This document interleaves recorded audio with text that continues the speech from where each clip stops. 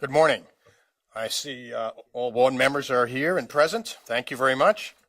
I hope everyone enjoyed the opportunity last night for a good dinner and conversation, and you got to know some of the different legislators and senators that we have representing us. It was, I think, a very successful evening, so thank you for your participation. This morning, before we begin, we need to approve the agenda, and we have some changes based on yesterday's meeting. Yesterday, we postponed the legislative report, and that will be beginning here. Dale is here for that. And that will be replacing item 4, which was, if we can, in changing the agenda or talking about receiving a report on diverse student populations. That will be on next month's agenda. I apologize for that. I was looking forward to that. There's a great deal of information that we need to just absorb and find out. I need to know more, and I hope you do too. So I'm looking forward to that next month. There will be additions to 7A. We'll continue our discussion on ESEA authorization from yesterday, and 7B as an action item, a possible waiver to USDA interim final rule on nutrition standards for all foods sold in school. So help me, do we need a motion that to amend the agenda? Moved by Sally Cobble, seconded by Dina Horst. Those in favor, please raise your right hand. Opposed? 9-1, Carolyn Campbell is opposed. Thank you very much. Mr. Dennis, you're now on for the legislative report from yesterday. We are eager to hear your words of wisdom.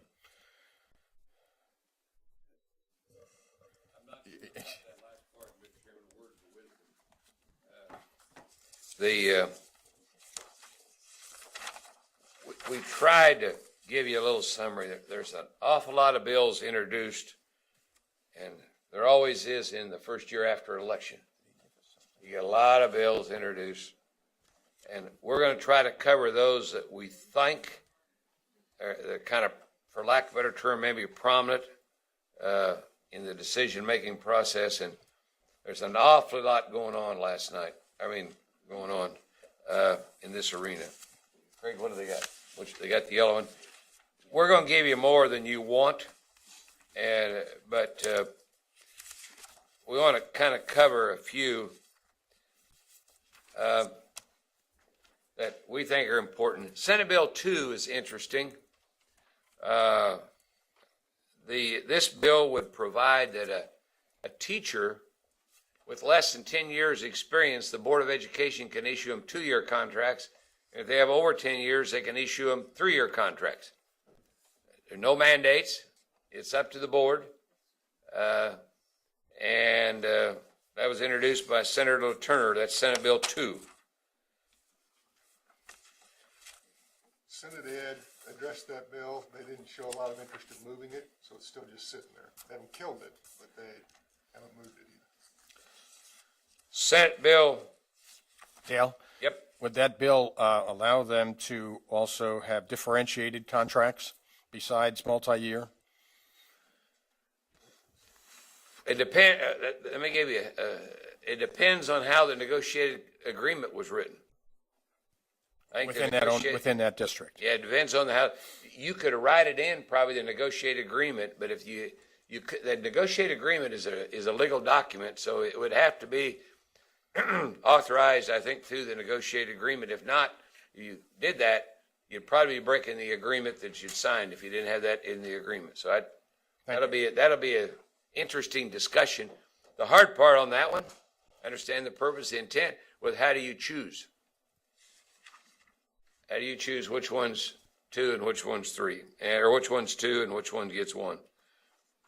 Senate Bill 32 is a bill come out of the interim this summer, creates the Efficiency Operation of Schools Task Force, and that bill provides for school districts would be audited under guidelines they would establish.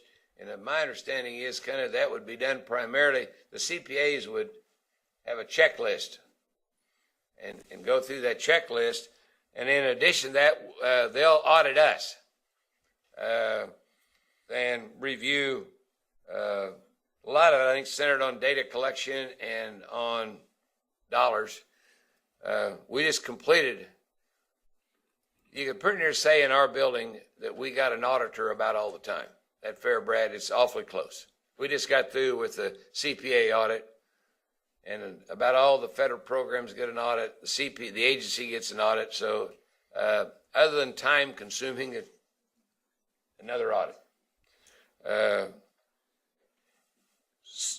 Senate Bill 33 is another bill came out of the interim, and this is a bill that establishes the Education Standards Study Commission. Senator Abrams, who chairs the Education Committee, is not excited about this. I think his comment was something to the effect, this is a state board matter. And if he says that, be my guess, it's probably not going to progress at a very rapid rate. On Senate Bill 56, yes. Yeah. Mr. Willard? I have been told as of last night that the House is not moving forward with that bill either.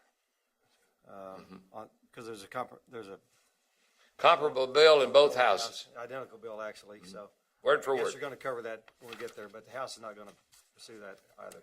They addressed that yesterday and had the same issue. It's a state board matter. In fact, they specifically mentioned the state board is circling the state now, collecting the same information. Right. So, What's 56?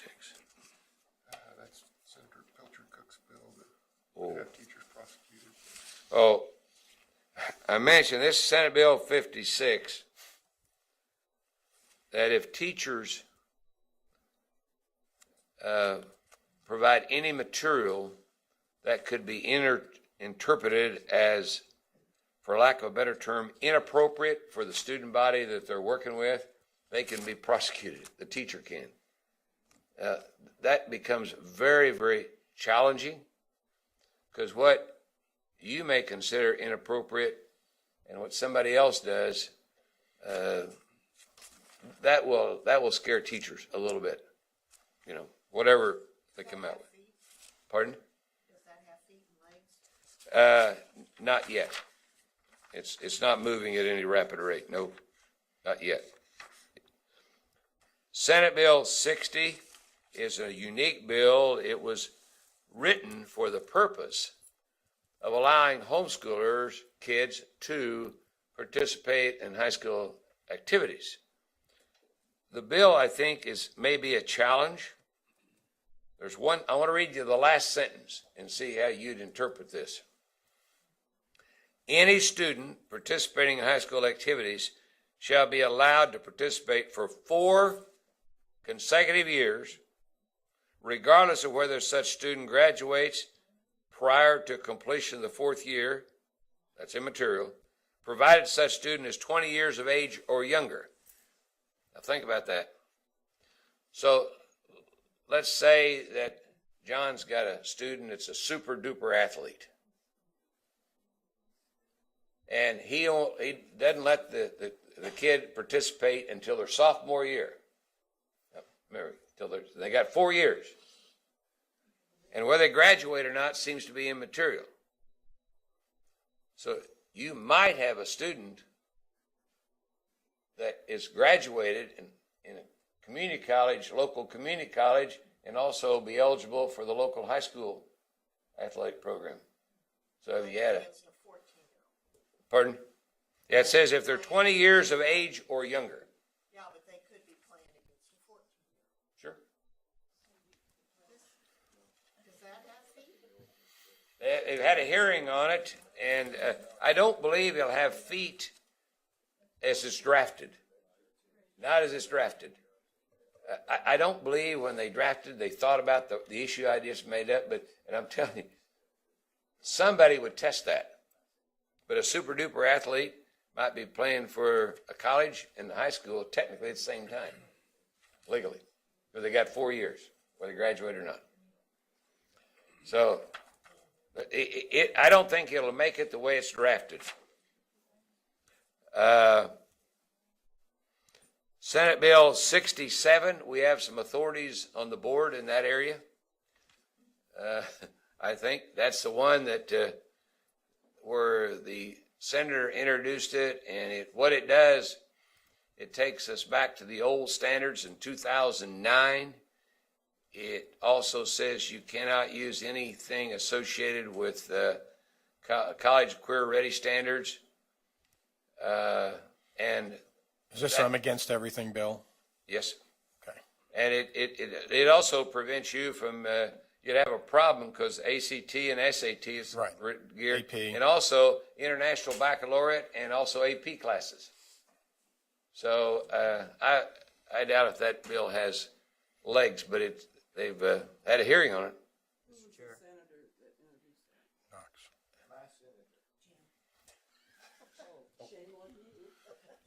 Ken Willard? You went to him and asked him to do this. I visited with the senator who introduced this bill. First, my information showed that it was in federal and state affairs.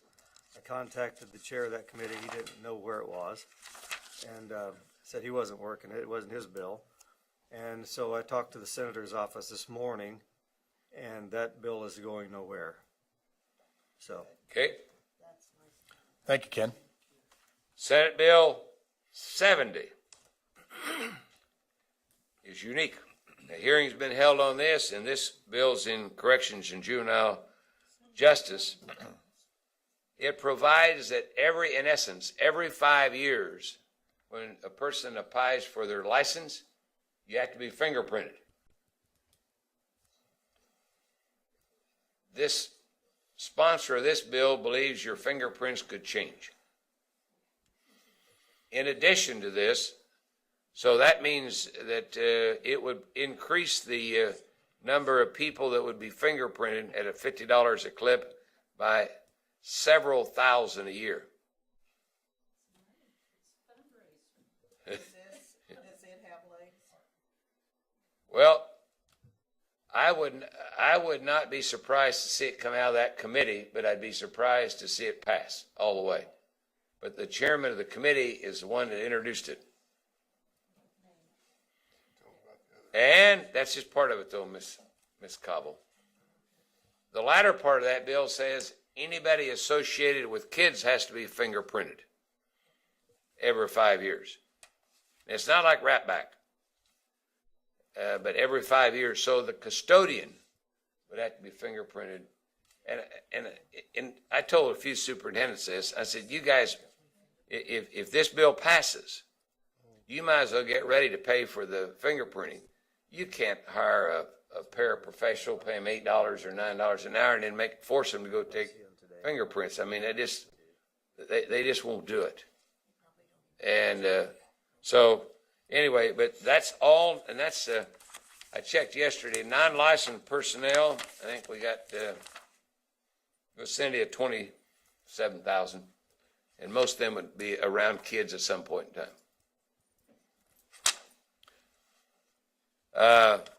Senate Bill 71. Want to pass that out, Greg? This is Senator Masterson, Chairman of Ways and Means. The Chairman of Ways and Means, you always look carefully at any bills that they introduce. That's not the one we have. That's the governor's office. Oh. Okay, I'll tell you about Senate Bill 71, and we'll give them that in a minute. Senate Bill 71 reduces the LOB state aid $39 million. Now, current year. Now, follow me on this. The law says you'll compute that on the 81st percentile. In assessed valuation, you go to low to high, pick the 81st percentile. Okay? This bill pulls it down to Shawnee Mission. And why Shawnee Mission? they're the district with the highest valuation in total in the state. So he chose the district with the highest valuation, which is Shawnee Mission, and there's nobody close. They're the highest assessed value. He pulled it down in the 81st percentile is $116,700. This will pull it down to about a little over $108,000. So you pull it down, so the lower it becomes, the less it costs. And from $116,700 to $108,500 and few dollars would save the state $39 million. Now, while we're on that subject, that bill is not passed, and that probably, if it moves forward, it'll probably be incorporated into another bill. With me? Eventually, they're going to put all the finance stuff in one bill in all likelihood. But we also remember the governor issued an allotment, and Craig, let's give him a copy of that. We brought copies of that for you. The allotment, which he has authority to do, just pull the base state aid per pupil down to $41.75. $41.75 in the general fund. Now, Senator Masterson's bill, Senate Bill 71, it's LOB state aid, and the governor's is general fund, base state aid.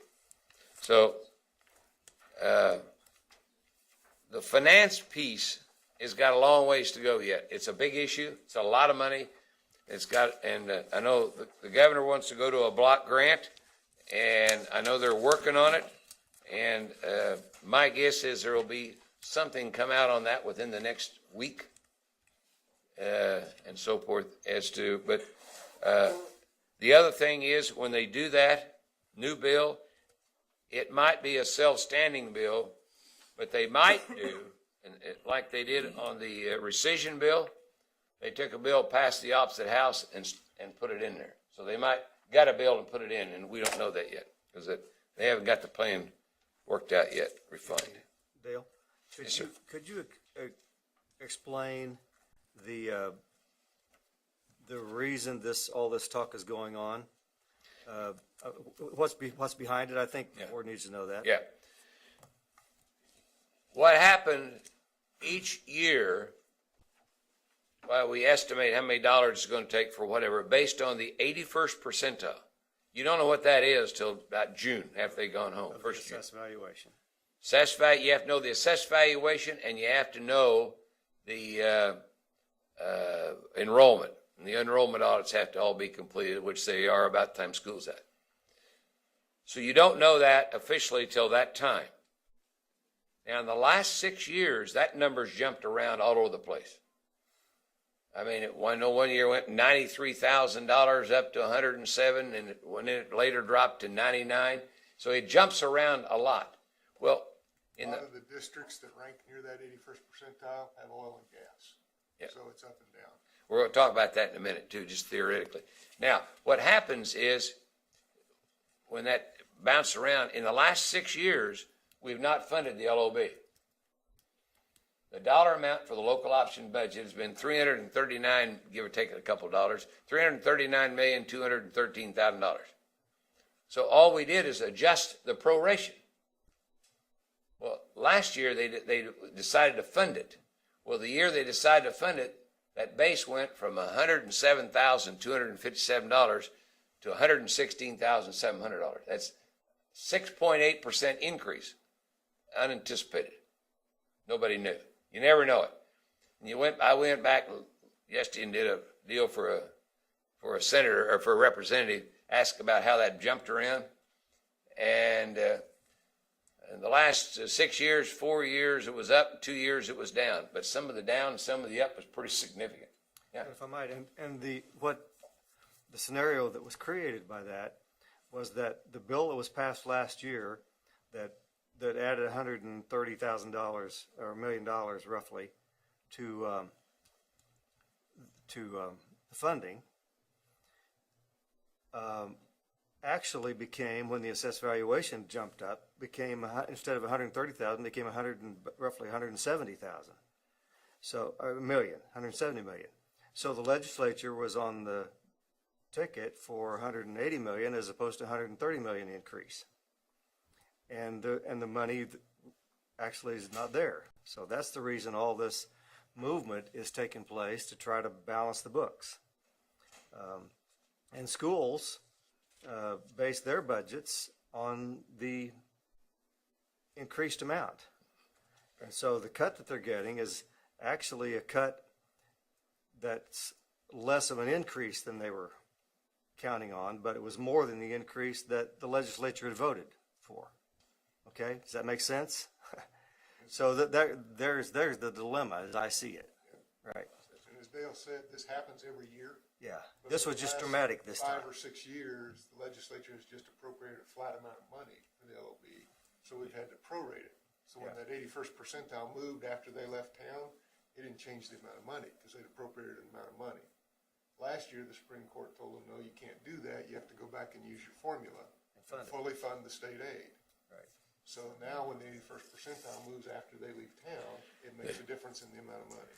Yeah. And see, that's happened the last 6 years. If you go back, it happened a lot longer than that. But they didn't have to worry about it because it was just a proration factor. 2 years ago, Before that, they did it the way it happened this year. When it moved, they funded the supplemental. But 6 years ago, not a lot of these folks were here. They haven't had to deal with this before. yeah, we funded it, the formula from the time they implemented it until 2008 and 9 was the last year we had 100%. And then we started going down. We got down as low as 79% proration. So when you prorate it, what you do is you shift it to the property tax. But this year, as Ken said a little bit ago, it went up. State aid theoretically went up also, and we didn't have the money. Janet? Thank you, Mr. Chair. I want to make sure I understand this, Dale. This was done because of the Supreme Court ruling, correct? That's why Well- the legislature basically did that? For the Many people would agree with that, but they may have done it because it's right, or they thought it was the right thing to do. But the court had a lot of encouragement. Okay, then the cuts that are being made, the districts had already had their budget though for this current year. So cutting it like right now, this is where the problem rises, isn't it? Because yeah, it was an increase that it was more than they expected, but yet the districts thought they had it. And so therefore they're like contracts and stuff are really difficult to break, you know? There are many districts, in all honesty, they will have enough leeway. They can still be okay because of cash flow in their LOB fund. Right. There will be a few that squeeze it down tight. We started getting calls about no fund warrants. Few, not very many, but few. Yeah. So yes, that is a concern. That's the challenge because Yeah. it's happening at this time of the year because they're not, because it's July 1 to June The 30. bottom line is some will have to cut expenditures. That's simple. Brad? Thank you. Okay, Dale, I think the biggest confusing piece of this hasn't been talked about. And that is, if they fully fund state aid for LOB based on the formula, and I'm a school district that was at 30%, so I'm maxed out. So my LOB budget, let's say it's 3 million. According to the formula, when I built my budget, I would have received an additional 300,000 in state aid, so I levied property tax 300,000 less because my budget's still the same. That's right. I just got more state aid, so I dropped my property tax. And that's what I put in my budget. But if we go back to what was estimated, I can't go back and re-levy my tax. And Yeah. that's the issue. Yeah, The you mill can't- levy's that's right. been rolled out, so instead of a $3 million LOB, I now have maybe Well- 200,000 less. And I think that, because you can't go back and re-levy the tax. No, that's already gone. The other thing is, in that arena, some districts may have anticipated a high delinquency rate, and they may have the cash to be okay. Others will not. They'll have to cut, just like we are doing. That in that allocation, we lost 230,000 in the agency. To add one more piece, this is different than what the governor's recent decision was. Yeah, the governor's decision is a flat cut across the board of $41.75 for each student that we're funding. And that's just a cut. So whatever the reason, whether it's the governor's decision or Senate Bill 71, because I know Wichita's going to lose basically $6.9 million between the two. Oh, between the two, and I wouldn't bet that both will happen. Okay. In that issue. Well, one's already happened. Yeah, one has, but it's interesting. The governor made the comment and he released it. He hopes the legislature makes other adjustments where his won't be necessary. But they don't have the money, so something will likely be cut. But I don't know as it'll be general fund plus this. Okay. You with me? Yeah. And he made that statement in the close of his statement. Thank you. It's a tough situation. I tell you what, too, you can help share our worry, and we worked on some of this last night, but think about this. A year from now, when we get ready to do the 81st percentile, our opinion is there's a fair chance, because of oil prices, that the valuations will go down or not go up. Give you an example. I mentioned this to Ken or somebody yesterday. Chase Raymond out in Rice County, that's in your area, yeah. Superintendent called up and he said he had $27 million assessed value. Pretty good for a district that size, pretty good. Half of it's oil. The county told him that his valuation would drop at least 50% for oil. Well, if he's got 13 and he loses 50, at least 50, it's $6.5 million. So he'll lose 25% of his valuation, roughly. And so, you remember I told you to go up and down? What did we say, Craig? 2/3 of the districts in 4 or 5 districts away from the 81st percentile, at least 2/3 of them are oil related. And these are rural districts, primarily. Yes, there are districts like Little River, Russell, who else was there? There's districts like that. Graham. Yeah, so, yeah. But you want those around the 81st percentile can regulate it, and sometimes we want valuation to go up because we want to know we're doing well and we're progressing and all that, but when it does, the 81st percentile goes up too. And they don't have the money. And the other issue to worry about, and I say that oil, the projections for assessed value for next year, remember when the 20 mil levy comes to the state, I think that's done by the tax people, but I'd be surprised if we reach our estimates next year because of oil. The 20 mil levy, everybody levies locally, valuations drop. The money we get could have an impact. I'd also like to point out that in Senate Bill 71, there is that reduction. We have already passed on a tax break to local communities. Not all, but in many local communities, they received a decrease. I might say last year's increase in LOB state aid, supplemental general state aid, a high percentage of that was used for property tax relief. Right. Close to 100 million. Said better. Thank you. Okay, what we got next on our list? 98. I just mentioned this in passing because a lot of times when somebody asks for something on the open records law, there's a hassle of what they're going to charge. With me? And so, Senate Bill 98, what it does, it tells you what you can charge. So, and who and depending on who does the work and so forth. So, it's kind of interesting. 25 cents per page if it's less than 25 pages, and for Mail records, 50 cents for the first 5 pages, 25% for 5 pages or less, 65 cents for 10 pages or fewer, 25% 5 pages income or more. Then it gets into staffing. $60 per hour for clerical time, attorneys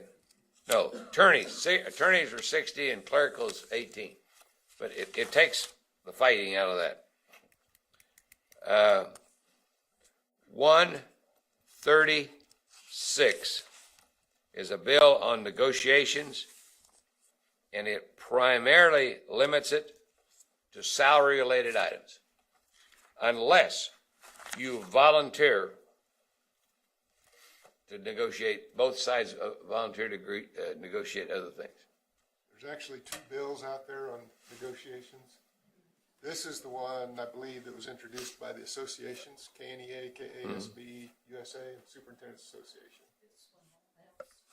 Yeah, it limits it initially to, as Dale said, salary-related items. And then each side, board and the Teachers Association, can pick 5 more. And you'll talk about up to 5 more from the list that's already in statute. The other bill that you'll see down further is 2034. It was from the Minority Report on the Performance and Efficiency Committee, and it limits it to salary-related items. What do you pay? That's it. And then other items can be discussed if both parties agree. So the difference between the two is, with the Minority Report, both parties have to agree, yeah, we want to talk about that. If you don't want to talk about it, then you can tell the other side, no, we're not going to do it. The associations allow each side to pick things that are important to them, and they stay on the table. The other side of that coin, I think that House bill, we'll skip over pretty soon, passed out yesterday, 9-8. Does that tell you it's a little bit controversial? 137, I want to mention, and this is a bill that, depending on what they do in other things, but if we keep with the current law, will be significant.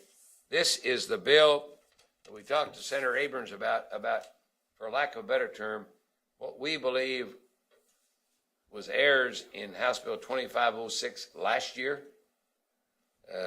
For example, there was what they intended and what they wrote on capital outlay. The length of time you go for a resolution is one thing. Another thing, they wrote in the tax credit scholarship bill, the parents has to sign away special ed rights, and that parents can do that, but you can't force them. And so they're going to clean that up. What is, Craig? There's 2 or 3 others. Mail ballot election, Oh, yeah. local option budget, they're going to take that requirement out. Still have to have an election, but it doesn't have to be by mail ballot. The other thing in that late night deal, they struck out non-proficient at-risk weighting. Remember that? Took it out. Well, they forgot to amend the law associated with virtual schools. They took the money but didn't change the law. So we said it'd be helpful to clean that up. If somebody challenges on that, we're not funding it because we don't have money, but if we challenged on it, it could be a little sticky. So they were very good about it. They also amended some things in the Student Data Privacy Act. We've been limited with being able to provide our information to researchers as well as some organizations. A couple of them, if the legislature wanted to do research, we couldn't give the data on. So they're attempting to clean that up a little bit. I stuck this one in 162. It really doesn't affect you, but it's important, I think, as far as policy. A normally consensus revenue estimating group meets in late April to get revenue estimates and review it again for the current year and for next year. What this bill does, it moves that date from, Carolyn, April 30th to May 4th. Well, you know what that's all about, to get April revenues. So they'll have another month. So that's just to make the date a little cleaner. 2001 House bill. I want to comment on that because it sounds like it's nothing. This bill says that it strikes the language when you protest the taxes. Why, now, in most cases, the county treasurer will distribute the money. Then when it's settled several years later, then if the county loses, then the school district or city, county, whatever, has to pay it back. And the reason it was distributed, I'll never forget this, a senator didn't like the idea that if you were a major taxpayer in a school district or county, city, whatever, they could protest or tax you and bring you to your knees because there's such a large payment that you settle it to get your money. What this says is that if you protest it, the county treasurer cannot distribute it. So, good example that I can think of right off the bat is El Dorado. Who's El Dorado? Is that yours? Who's El Dorado? Oh yeah, Jim's. El Dorado has got 2 refineries. Well, if the refineries didn't pay their taxes, you'd bring the city, county to their knees pretty quickly, the city and school district. So, anyway, Craig, 2027. 2027 and 2028 are the companion bills to the ones that were in the Senate, numbers 32 and 33. They came out in Performance Efficiency Committee that had to introduce the same bill in both chambers. So 2027 is the one that requires performance audits in the school districts and would also have an audit of the agency conducted. And 2028 is the one that Ken told you earlier, the House Ed Committee is not excited about moving forward with the Standards Study Commission because that's your job. 2034, 2028, that's been tabled. 2034 was passed out yesterday, 9-8. That tells you a little bit. We talked about that. 2076, I wouldn't put money on that, but it's a sales tax holiday for back to school things. School supplies, it even gets big up as a computer and so forth. There's a short period of time when you go back, that sales tax holiday.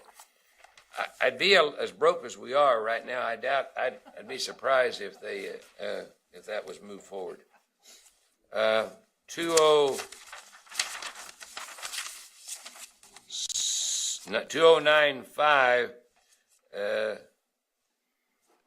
This is a pretty big deal here. It authorizes KPERS, folks, to issue up to $1 billion in bonds to help the KPERS, and it puts a cap on the interest rate at 5%. I don't know. John, can you sell taxable bonds at 5%? No, you probably could. Yeah. Well, that'd be the theory. You'd sell them at 5%, and their investment portfolio, they intend and have had a record. They make about 8%. The purpose is to make the 3%. So that'll be interesting, but that's the purpose. Let's see, 2170. This is seclusion and restraint. Hearing was on this yesterday, and that's one you pretty well taken care of. A big chunk of the bill came out of your rules and regs. Just want to put it in the statute. They're going to put it in the statute, yeah, and but the bill is just primarily your rules and regs.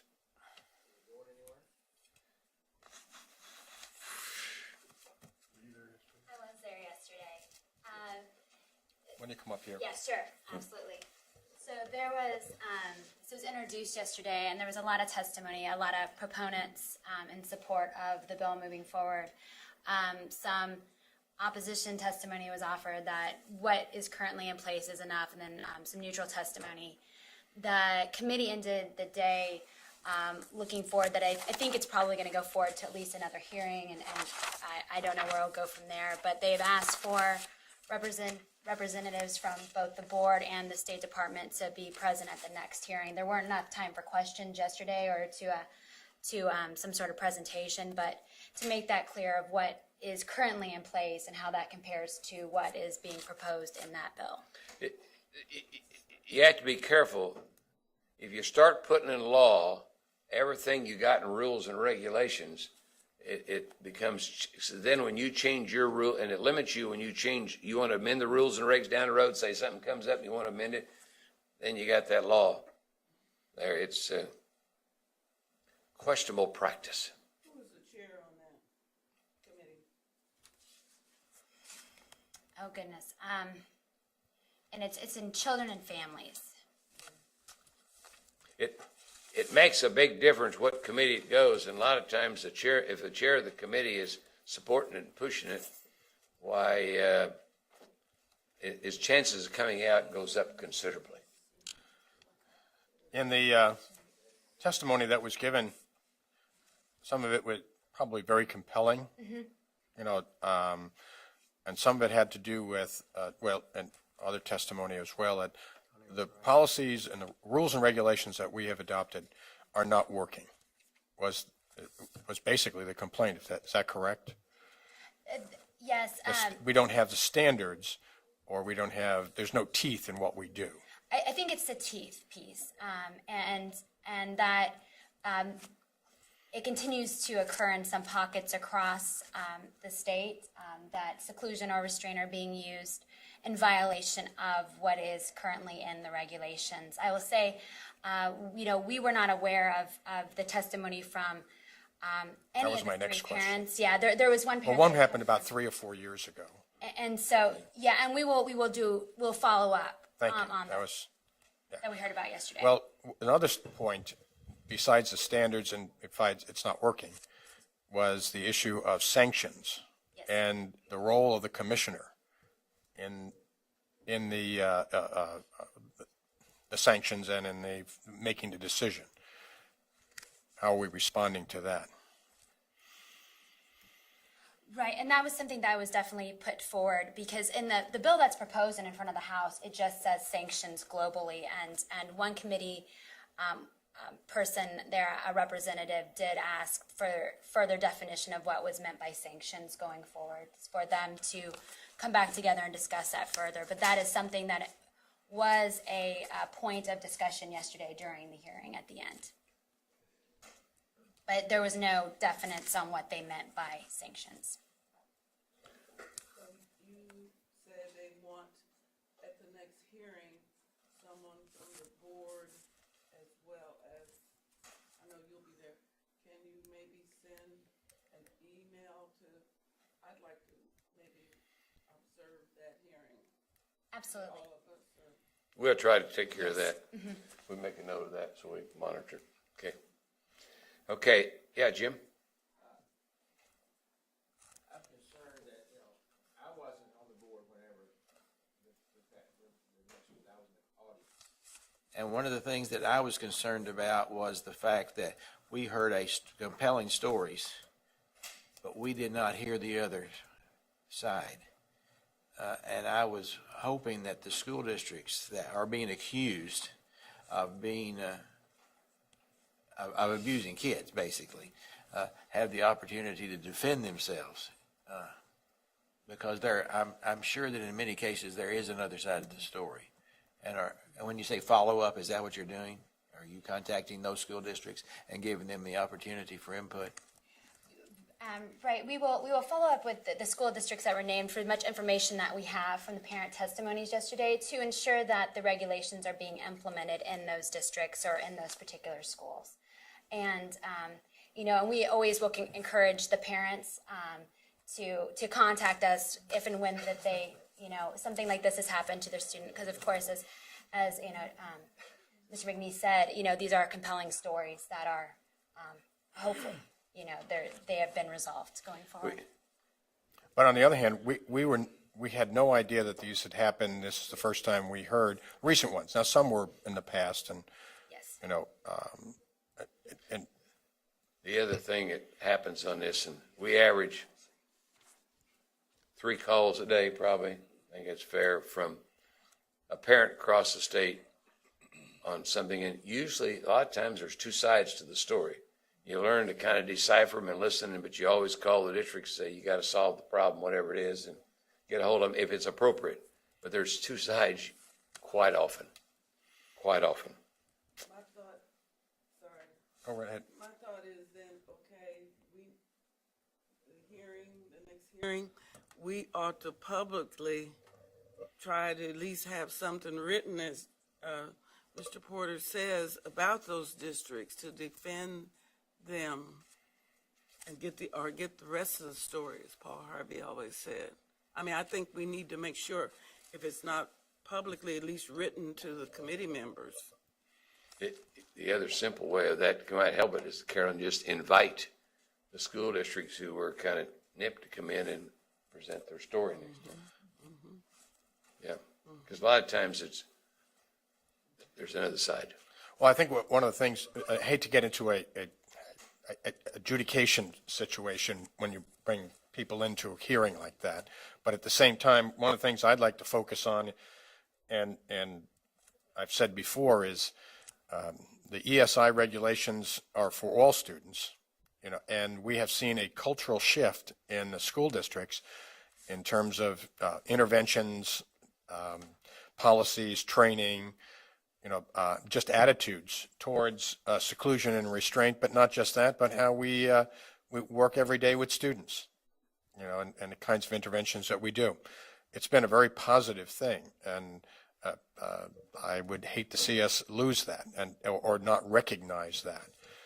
There are compelling stories. There are always regrettably, those things that happen that people do when you have, I wish we could say right now we could pass a rule and it would never happen again. But our goal is to improve the situation. And I can say in the 2 years, we've improved the state. And I think they need to hear that when I say the legislators, the committees, good things have happened. We're in the process. We are continuing that process. And to be burdened by a law that would take us out of the formula and actually take the good efforts of what we've done out of the formula would be a mistake. It's not unusual at all. Like here a week, 10 days ago, some couple consultants, outside consultants, criticized district over data privacy security, certain districts, and they're invited in tomorrow to respond, and to explain what they've done and whether the outside people knew what they were talking about or not. But they'll have a good discussion, and that's how you improve. Thank you. Okay, thank you, Jana. The other 2185 is elections, and the purpose of the bill is to require school districts to make available their schools for elections. Give them a 60-day notice, but it needs work. Once one of the latter sentences. Any USD that has been notified that one or more of the school buildings will be needed as polling place shall schedule a training day for teachers on the date of the election. Well, think about it, and it defines it. The primary election, they're not there. With me? So it needs some work. It needs to say if school's in session, that they'd have to do that, and that's the intent. But this mandates that teachers have staff development on the days they use your building. But in the August primary, there's nobody much there. Well, if they have training, who's going to fund that training? Yeah, they just never thought through this when the revisor drafted it. So it'll clean it up. But no, somebody have to pay for that. But bringing teachers in 2 weeks before school starts, so where they didn't intend that, somebody went to sleep. It'll be straightened out if it moves forward. I don't even know any issues in that area. I've never heard anybody if they want to use your school for a school. And also, there's some buildings in the state, more than one, quite a few buildings, where you could have a polling place for one day and not affect kids at all. You could petition it all. It depends how it's designed. It wouldn't be an issue. So, the other thing is, this will affect us. 2207 requires us to include ethnic studies, and Craig, I think it was in the social studies curriculum.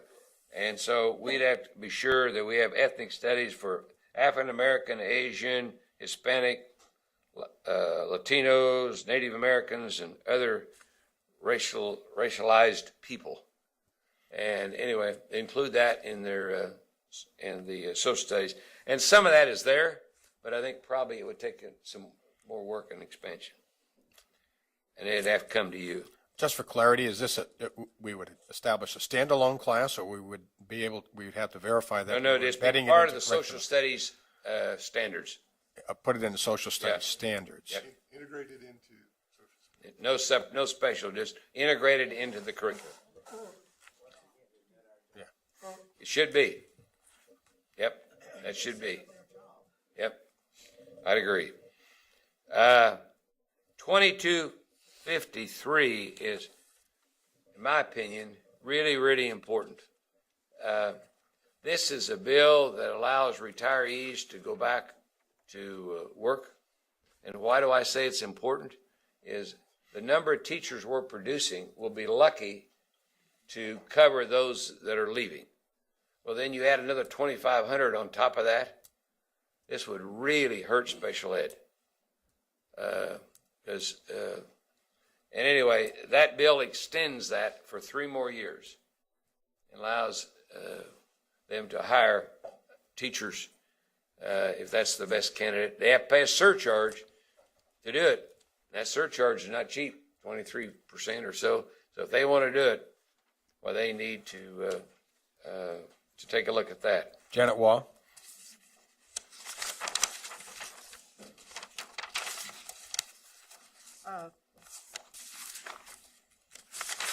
You didn't mention this when I thought you were going to be through whenever I asked the question, but I read in the Star this morning, I'm sure it was the Star, there was a bill introduced on foster children. And anyway, a part of this bill, it was rather lengthy about how to be a married family, married for 7 years, and all kinds of requirements. But one part of it was that they could get vouchers to homeschool or whatever they wanted to do. Mm-hmm. Are you familiar with this one, Dale? Yes, ma'am.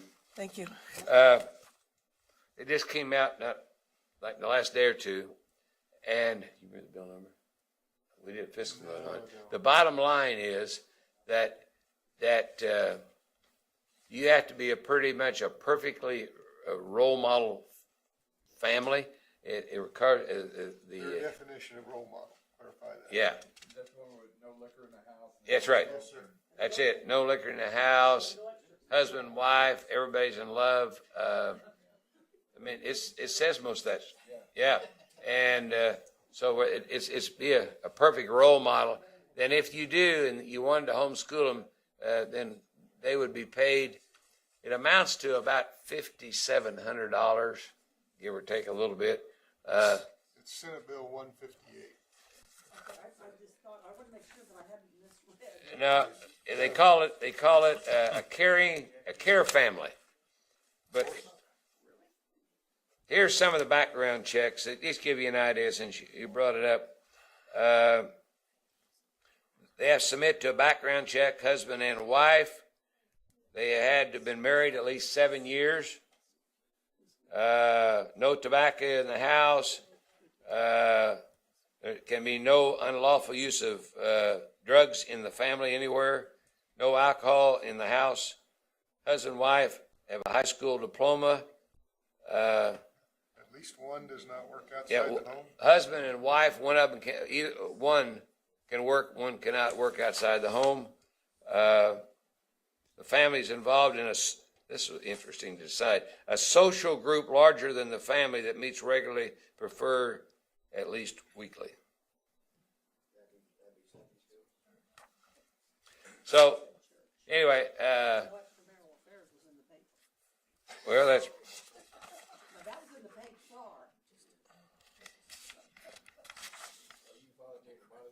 Yeah. Well, that's one, and also the husband and wife team married for at least 7 years in a faithful, loving, caring relationship with no sexual relations outside the marriage. Yeah. Okay. But I think, Janet, your question has to do with, not only, they had what was the term they used for declaring these families? There was some term they used. But the other issue is encouraging them to homeschool or go to a private school, and that the money would follow them to wherever they were going. And it would be basically base state aid plus some additional money. It'd be base plus supplemental general. Yes, and then that would. $700. But then they would be able to, for the foster kids, be able to homeschool them or to send them to a private school, accredited or not accredited. That was your question. Yep. We're giving you 2 more things, and One is a little table, just a factual table that shows the state aid that is the governor funded this year, and then what the recommendations are for 16 and 17. And in the other document, this includes about all the education bills or related education bills. And it's more, read this when TV's boring. Kind of go through there, take a look at it, because we tried to give you about all those that we could. That last one, there's one we really need to monitor on hiring retirees. I don't know what some districts would do, particularly in special ed area, if you cannot work after retirement. Because I think there's close to 2,500. And you know how many you got in your co-op, Jim? Several that we don't have any now in our district. Yeah, but in the co-op? Several in the co-op. Well, they leave. Who's going to replace them? Well, in South Central Kansas, hearing from superintendents in small districts especially, that just to find an elementary teacher is becoming very difficult. Yeah. See, Jim, it used to be, not too long ago, you didn't advertise for elementary teachers. You went to file and took and look at it. Now, what Alan Cunningham and Dodge said, they started the year with 5 long-term subs. Jim, well, you had a case. How long did it take you to fill yours? It took forever, and I was just lucky, but normal.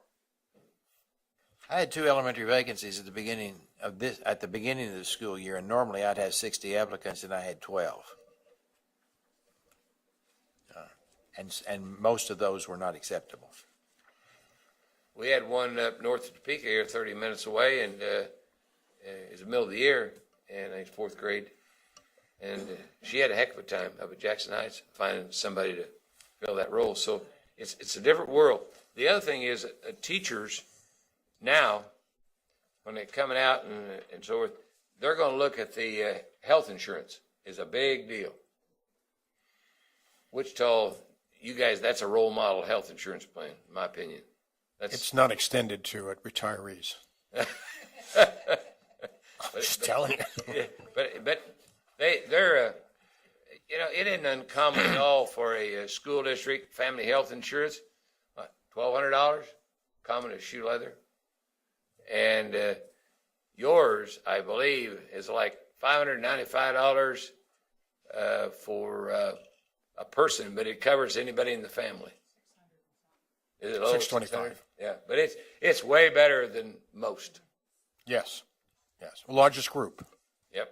Everyone is in it. There's no. And what's kind of sad is we used to be all in one group in the state, and they started plucking off. You got a good record, your rate go down. Well, it did for a couple, 3 years, and then it disbanded. KSDE was the sponsor at one point in time, and everybody was in the same group, and it worked out great. But you can't hardly pull that off anymore. You can't pull them together because those in the bottom half with real good rates with the bigger districts, they're not willing to join somebody else. And you get small districts that got rates through the roof, and you got some of them that are really, really low. But it won't last. Won't last. I'll never forget. Remember, Greg out of Russell? He had two hearts, 2 cancers, and one premature baby, and the insurance man come around to visit, and he said, "You're the worst customer we got." And he said, "If you just leave it alone, $3,000 a family." So, any other words of wisdom or advice, counsel? I appreciate very much you talking to legislators. We had an invitation to go to your meeting last night, but they dumped a whole bunch of stuff on us late yesterday evening, and it wasn't practical. So when you were eating your nice dinner, we had bologna, but it was good. I'm sure it was. All right. Thanks a lot, everybody. Thank you, Dale. Appreciate it.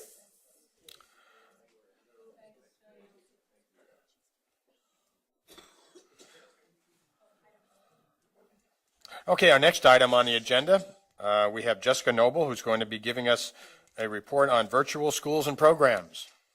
Welcome, Jessica.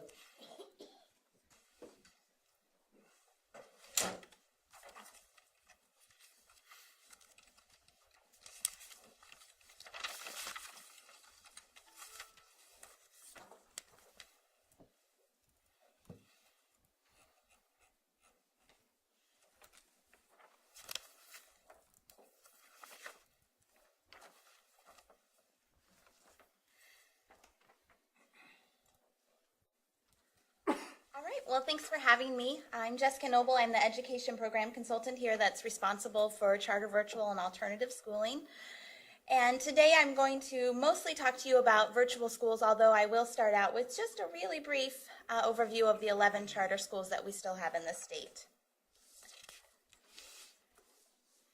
So today I wanted to bring your attention to the Charter and Virtual Education Advisory Council. We merged this council about 2 years ago, so that both charter schools and virtual schools would be represented on the same council, since so many of our charter schools are charter virtual schools. It made really good sense that way. So you can see here we have a really nice representation from across the state. Every board district is represented. We have traditional schools, virtual programs, virtual schools, charter virtual schools. So every combination you can think of in the state is represented on the council. We're also really happy to have Steve Roberts, who joined our council just this past January. So, our 11 charter schools in the state are listed above here. They have been the same 11 charter schools for 2 consecutive years now. We've had no new charters come on, no charters leave, and in this upcoming year, no charters are up for renewal.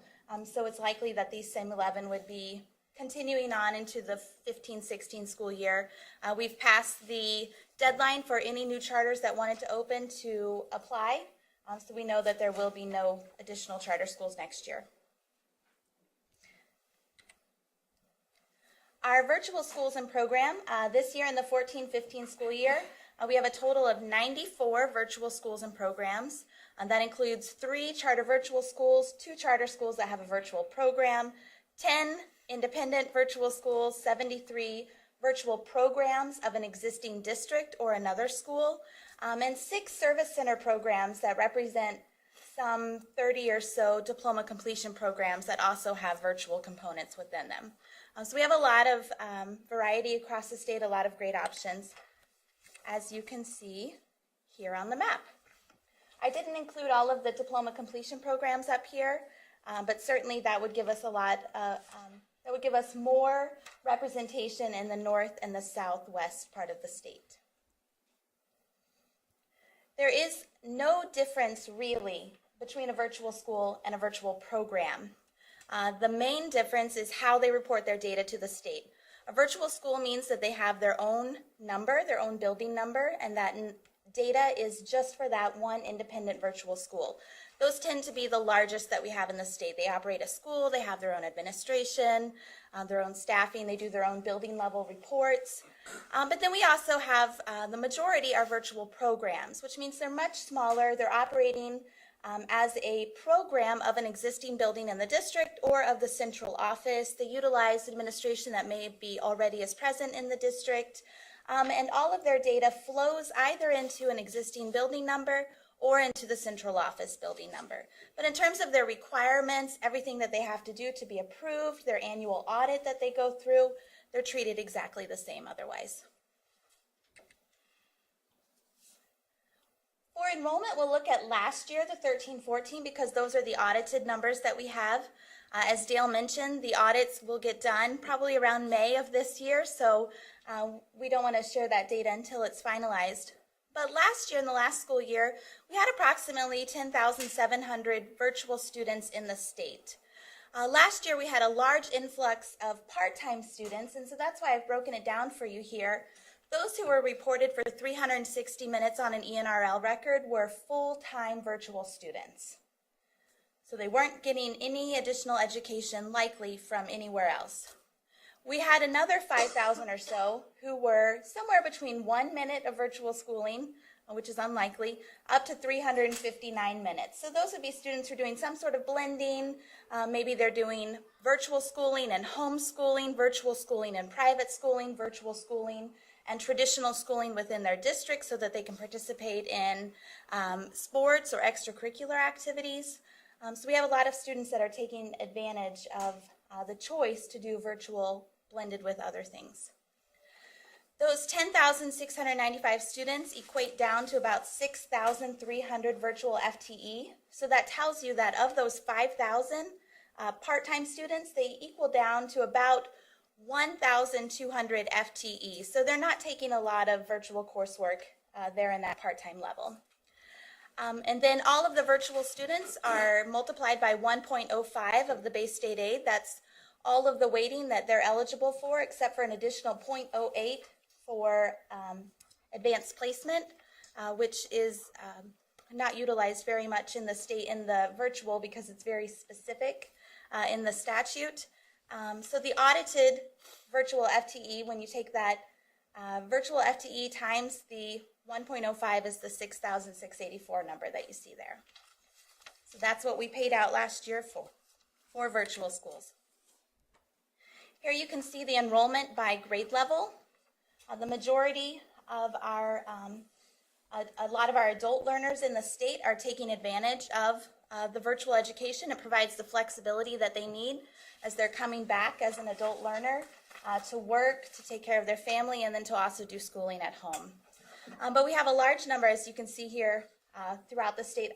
I didn't break this down by what was full-time and what was part-time. I think that might have been an interesting table to see here because I anticipate more of the full-time is probably taking place in the higher grades into the high school, and more of the part-times that we saw there is probably taking place in the K through 8 grades.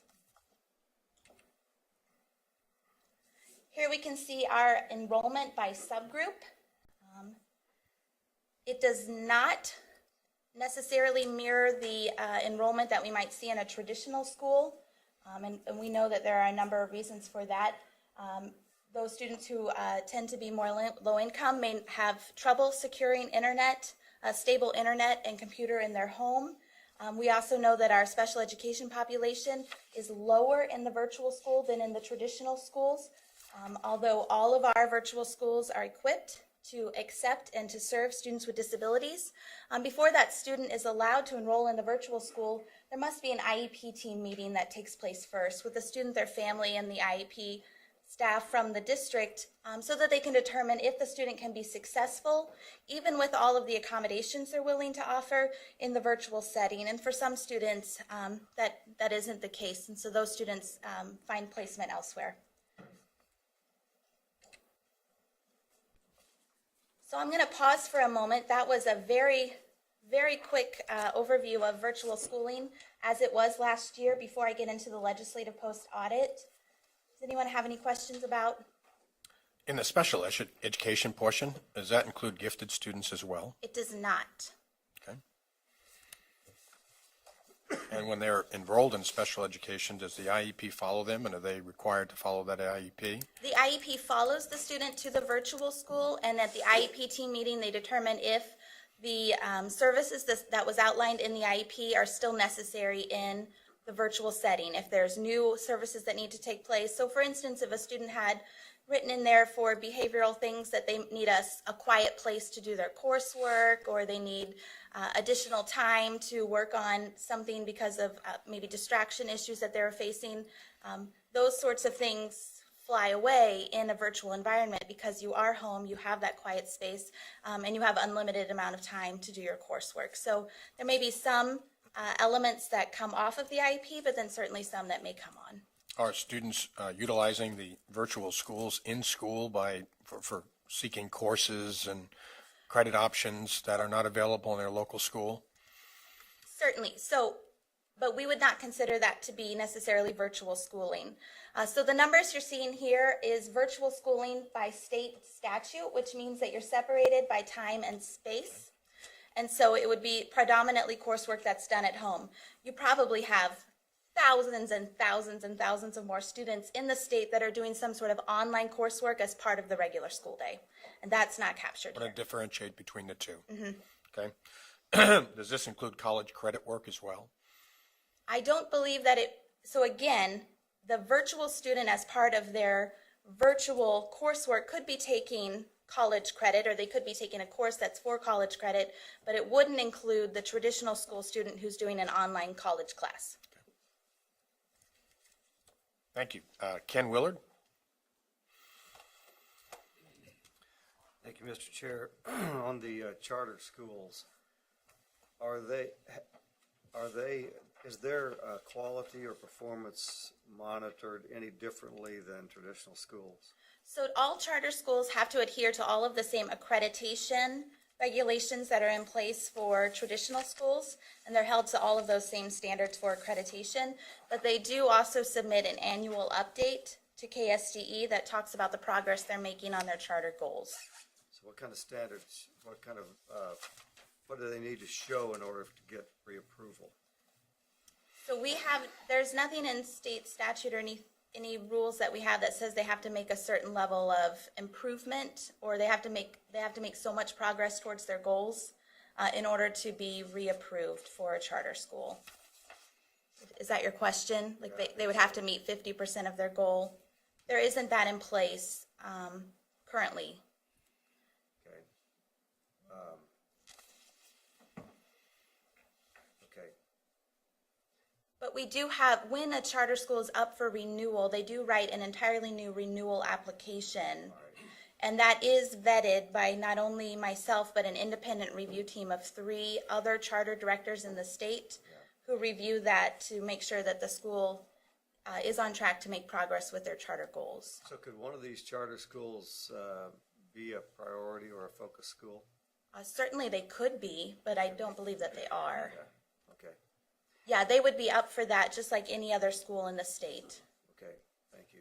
I had one other question, Mr. Chair, regarding the virtual enrollment. You said 360 minutes is judged to be full-time. Right. Is that 360 minutes per Day. day? Yes, so on the count days, full funding for a student is based on 360 minutes. So that's what the traditional school, when they report on their ENRL records, they report the number of minutes that the student is enrolled. Usually it exceeds 360 minutes, but that's the cap. That's the most that you can get funding for in the state. So if a student was on 360 minutes 3 days of the week and only 100 minutes 2 days of the week, their funding would change? No, because the funding is only based on 2 specific count days. They take the first, for virtual students, it's 2 count days. They take the first window of time, which is from the start of school through September 19th. The second window is from September 20th through October 6th of any given year, and they find the largest day that they were online in both days. And that, take them together, divide by 2, and that's how many minutes you have. So if they have 360 minutes on one day, they would get full. If they had 360 minutes in one window of time, and the next amount of window that they had was only 100 minutes, that was the most they had in the second window, they would take 360 plus 100, divide by 2. But the student has to have minutes in both windows. You couldn't have a student who has only minutes in one window of time, but nothing in the other. They would not be funded. So the funding is based on basically seat time, not on progress. All right. Which I think our virtual schools would really like a conversation that looks more at progress than based on minutes that you're sitting in your seat. I think that's a conversation we have to have too. Thank you. Janet Waugh? Thank you, Mr. Chair. I have a question about the virtual enrollment. I notice there's quite a few adults. Are they funded by the state, or is that is funded by the state? Yes, so the state will fund any student up through any maximum age, as high as you want to go and come back for your diploma. You can, and the state pays for base state aid just like a K through 12 student. If you don't have your diploma, yes. So I can go back, right? No. I But can't. if you have That's your, why I have a diploma. if you have your Sorry. GED, you can go back and earn a diploma, and the state will pay for that. But any diploma, so even if you accidentally paid for some really shady diploma that you paid for it and they sent it to you in the mail, unfortunately that would preclude you from having Okay, state funding. thank you. Carolyn Campbell? Thank you, sir. I have a question on eligibility or when they apply.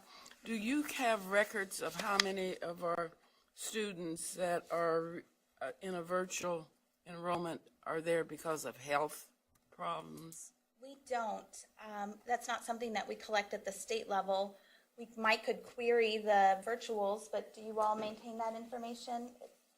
I don't know that the parent necessarily discloses why they're seeking a virtual education for their child at the time of enrollment.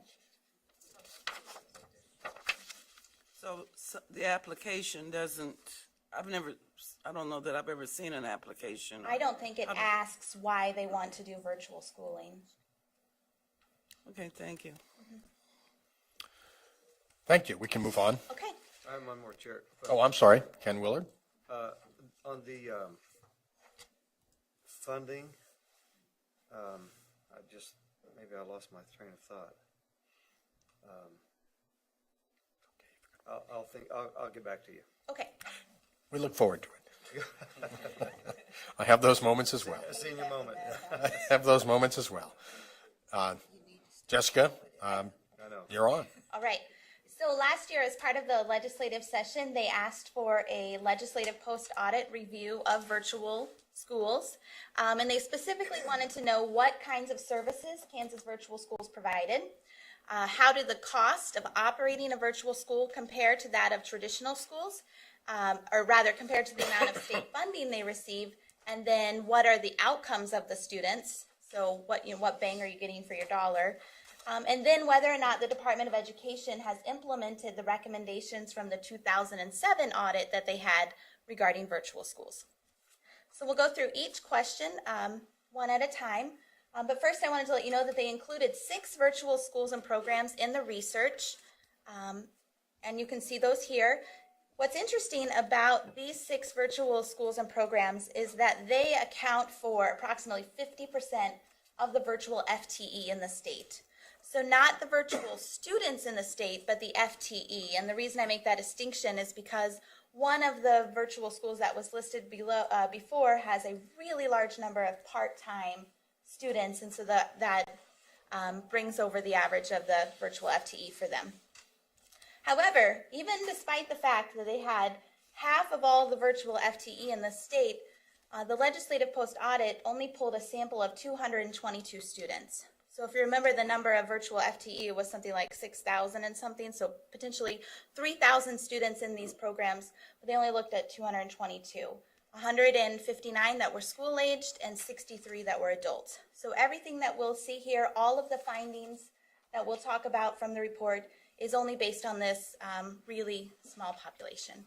So it's not generalizable to the state, and although in the report, they do indicate that it is generalizable to the specific virtual school or program, I think you would need more information to know if that was true. So what they found in terms of the question 1 about the services that virtual schools and programs are providing is that all of the schools and programs were providing an internet-based curriculum that allowed the students to access their coursework anytime. All of the core courses, elective courses, access to a highly qualified teacher, educational resources that they could use at home, such as textbooks, and all of the support services that you might find in a traditional school, including at-risk, guidance counseling, career counseling, special education, gifted services, and services for students who had English as a second language. So all of the things that you might expect to see in a traditional school were present in the virtual schools. Additionally, they found that 5 out of the 6 allowed students to either participate in face-to-face classes or live online classes that the student would take at a specific time of the day with their online teacher. Half of them had advanced placement courses, half had SAT and ACT prep. 4 out of the 6 would provide computers to the students if needed.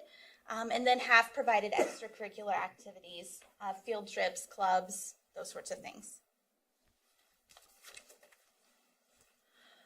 For question 2, in order to get to the whether or not, what are the operating costs and how does that compare to the services that they provide and the funding that they receive, Legislative Post Audit built their own cost model. So this was something that they developed themselves. And first they determined what all of the resources were that the schools needed and how much of them they needed to operate. And they did that by surveying not only the 6 schools that were there, but I believe a number of other schools were also asked information about this.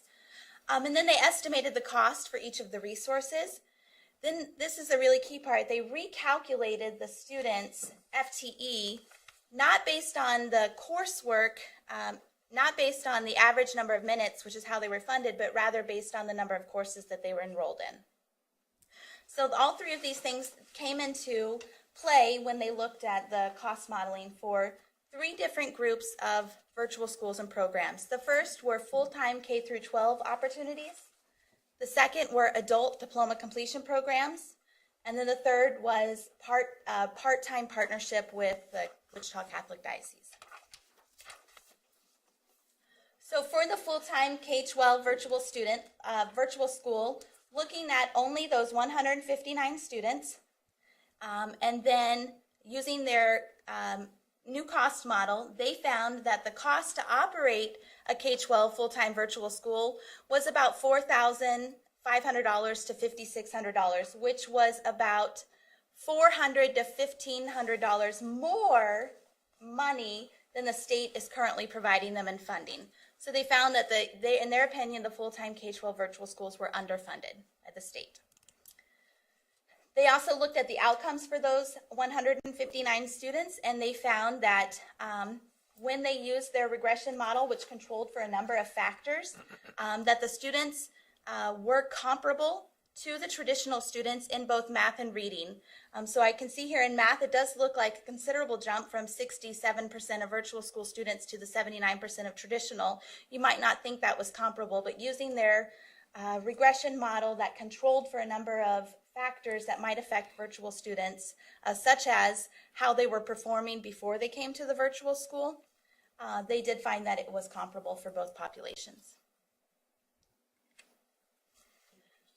Looking at the adult diploma completion program, again, the 63 students, they found that the cost to operate that program was about $3,300 to $4,100, which is about $4,800 to $5,600 per FTE less than the state is currently providing in funding. And so you might be thinking to yourself, when does the state provide $5,600 in virtual FTE? Because all you get is the 1.05 of the base state aid. They're not eligible for additional weightings. And this is where the idea that they had of recalculating the students based on the number of courses they were enrolled in rather than the number of minutes they were enrolled in comes into play. Specifically for the adult students. For the K through 12 virtual school students, they found that if they were enrolled in 360 minutes, that usually they were also enrolled in 6 classes. Each class is about 60 minutes. The math comes out really nice.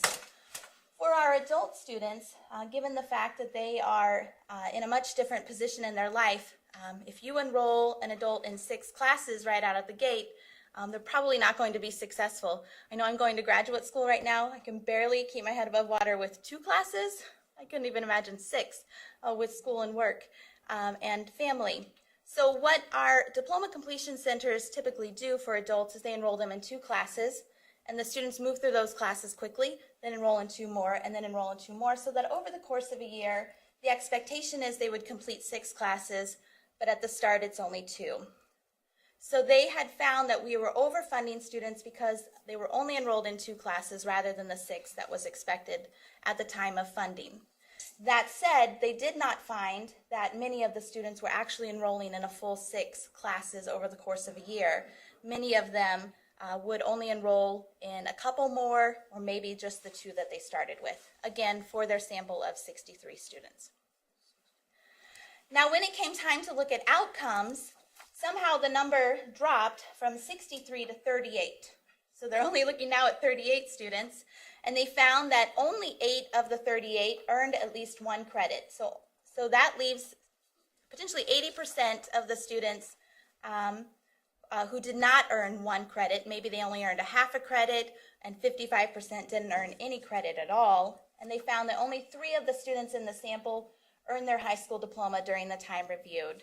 And so when I saw this, I myself was very concerned. We have a beautiful thing in our state, which is the ability for adults to go back to further their education and to prove their life at any time in their life. And I hate for that to get taken away for something like this. So I myself went back and looked to see how many adults are graduating every year with diplomas in our state. And I found that if you look at adults who are 22 and older, certainly 19 to 21 is considered an adult, but those are probably kids who in high school just got off track and are taking a little bit of time. And we do know that about 2,000 additional students in the ages of 19 to 21 graduate every year. But if you look at 22 and above, then it's about 350 adults who are graduating in our state every year with a diploma. Which is really great if you think about it. And some of those, about 20 or so every year, are graduating over age 55. Yeah, so it's really remarkable if you think about it that way. But certainly there's always room for improvement, and this is something that we'd like to be focused on moving forward, is our adult diploma completion centers.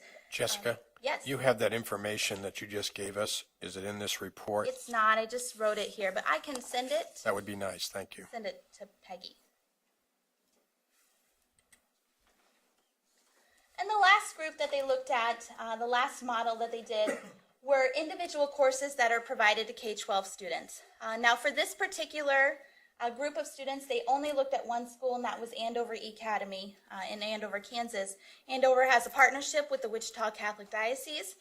They're serving thousands of private school students in 1 or 2 courses, math or reading enrichment. They're not providing a teacher, they're only providing the curriculum, and the student is using that curriculum as part of their private school day. However, the student is receiving funding just like any other virtual school student would. Although Andover is very careful about only claiming the number of minutes for the course that the student is enrolled in, they're certainly not claiming 360 minutes for just the one course. 60 minutes or 120 minutes is typically what it comes out to. But what Legislative Post-Audit found was, even despite the fact that they were doing that, only claiming the right amount of minutes, they're still overfunded because the cost of operating that program, where you're essentially just providing a curriculum to a private school, is much less than providing the full range of virtual school services that the full-time virtual schools would be providing. And the performance of these part-time students, because it was just supplemental math or reading, was not tied to the virtual school. They're not held accountable for that because the private school is accountable for that as an accredited private school. Now, Andover did say, if you read all the way to page 70-something in your legislative post-audit report, I'm sure that everyone read all 74 pages. In their letter from Andover, they were very forthright to say, we agree that we're getting too much money, but this is how the funding structure is set up. And so they are open to also conversations around modifying that funding structure so that they can receive the amount that's appropriate for them. We have a question from Steve Roberts. Thank you, Mr. Chair. Thank you, Jessica. Do we have any conduit for, or program or initiative geared to getting folks coming out of prison, federal, state, private endowment, anything? Not that I'm aware of. Thank you. But I think it certainly could be an avenue to look at. Now, that said, I do know that many of the juvenile detention centers in the state utilize a virtual school, although we don't call it virtual. It's an online curriculum that the student takes as part of their regular day in the JDC facility. But they are partnering with the service centers across the state for that.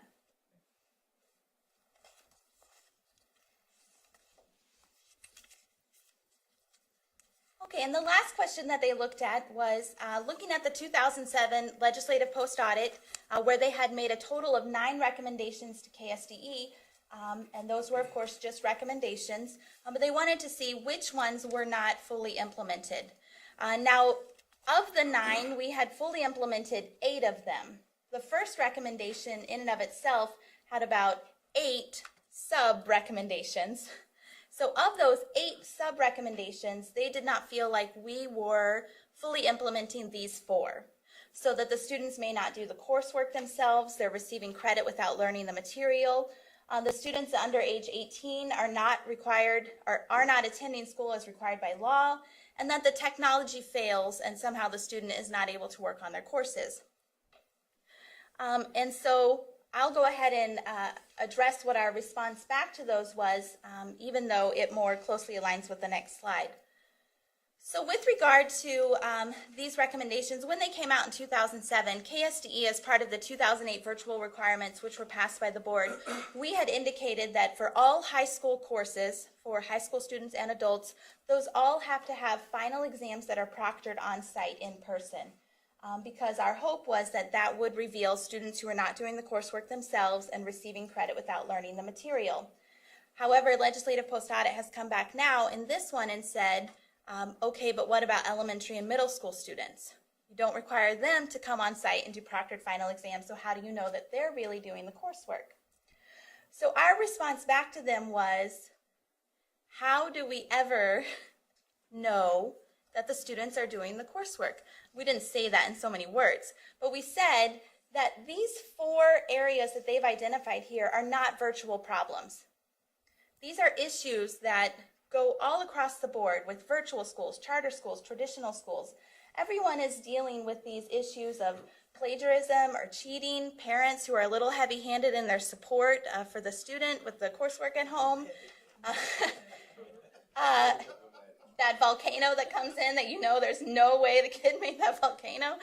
And we know that all of our schools are facing struggles with students under 18 who aren't attending school and have truancy issues. We all face the issue of technology failing and kids not being able to work on their classes if the computers go out, if the lights go out, if you have a snowstorm or something. It doesn't have to be technology, man-made related things where the students are not able to continue their coursework. And so our response was, while we will continue to support and to hold our virtual schools accountable and provide technical assistance in these areas, we're not going to mandate that they have additional policies in these areas as they relate to virtual students, because they already have policies in these areas that address all students, and all students would include their virtual students. Which is probably an interesting response, because one of the other things they highlighted in the report was they thought KSDE was too supportive.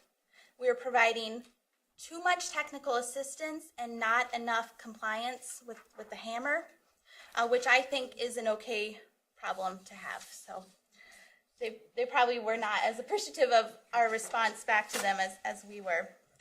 So you can see here, these are the recommendations that they had for us, which was first and foremost to fully implement those 2007 legislative post-audit recommendations, which we will in our own way, but not in the way that they had hoped. The other recommendations are that they want us to require all districts to be in compliance with requirements before issuing approval to districts. So they had found two virtual programs that had been allegedly approved to operate, even though they had flaws in their plan to provide special education services to students. So one of the things that I had hoped to share with them, and it didn't come across that way in the report, was that when we have our virtual audits, the schools submit to me what's called a virtual narrative form, where they answer a whole series of questions in essay form. They talk about how they're going to do everything. And one of the questions in there is, how are you going to serve students with disabilities? Then I go through with the virtual requirements and I make preliminary determinations of yes or no. And then we have a conference call. During the conference call, any area that was deemed no is discussed. We explain why that's not appropriate. How do you plan to remedy that situation? And then we feel comfortable that they are going to remedy that, and then we move on and they're approved. They had felt that because we did not get anything in writing that said they were going to address what was discussed during the conference call, that we weren't ensuring compliance in that area. So moving forward, anything that received a no during the conference call, I'll ask them to submit something in writing, and then we'll have that written proof moving forward that they were in fact meeting the requirements. And then the last two were things that came out that were really actually great things to come out of the report. We weren't aware of either of these, and so we will begin collecting information about virtual school teacher training reports from the schools, and we can share that with you all if you'd like. And we'll also be issuing guidance that reminds them that they should be placing all of their virtual funds and expenditures in Fund 16, which is specifically for virtual schools. They also had a few additional recommendations for legislative consideration. That includes the one that Dale already talked about, removing that non-proficient funding language from the virtual statute. Also a consideration of whether or not virtual school students should be included in the assessed valuation per pupil calculation. There was some discussion about whether or not they should be included in that. And then the last thing was the really big one, and the one that we'll all be keeping an eye on as we move forward, and that's an alternative funding mechanism for virtual school students that could take into place those differences between a full-time student, an adult learner, and a part-time student. And I think that's all. Of course, you're always welcome to go to the Virtual Schools and Programs web pages. We have a lot of great information out there. Every month we have a webinar. If you wanted to listen, they're all archived out there. So, questions? Sally Cobble.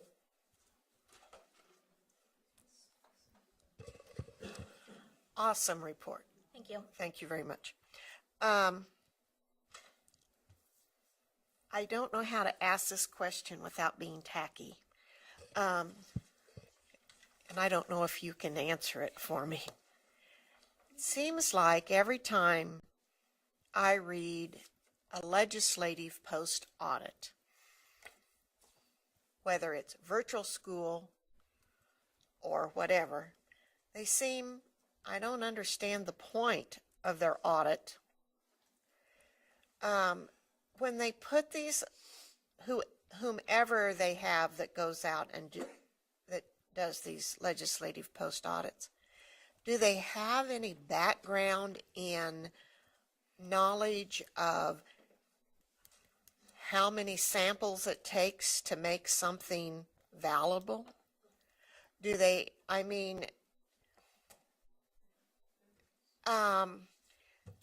this post audit, now I realize I took statistics a long time ago, okay? But it really goes against everything that I was ever taught, and I don't think that WSU would mislead me in my class on that. But it goes against anything, a lot of things on how you take samples, how you know if you have a valid report, how you, and it just seems like I keep reading these legislative post audits and I can't really come up with a conclusion from them because they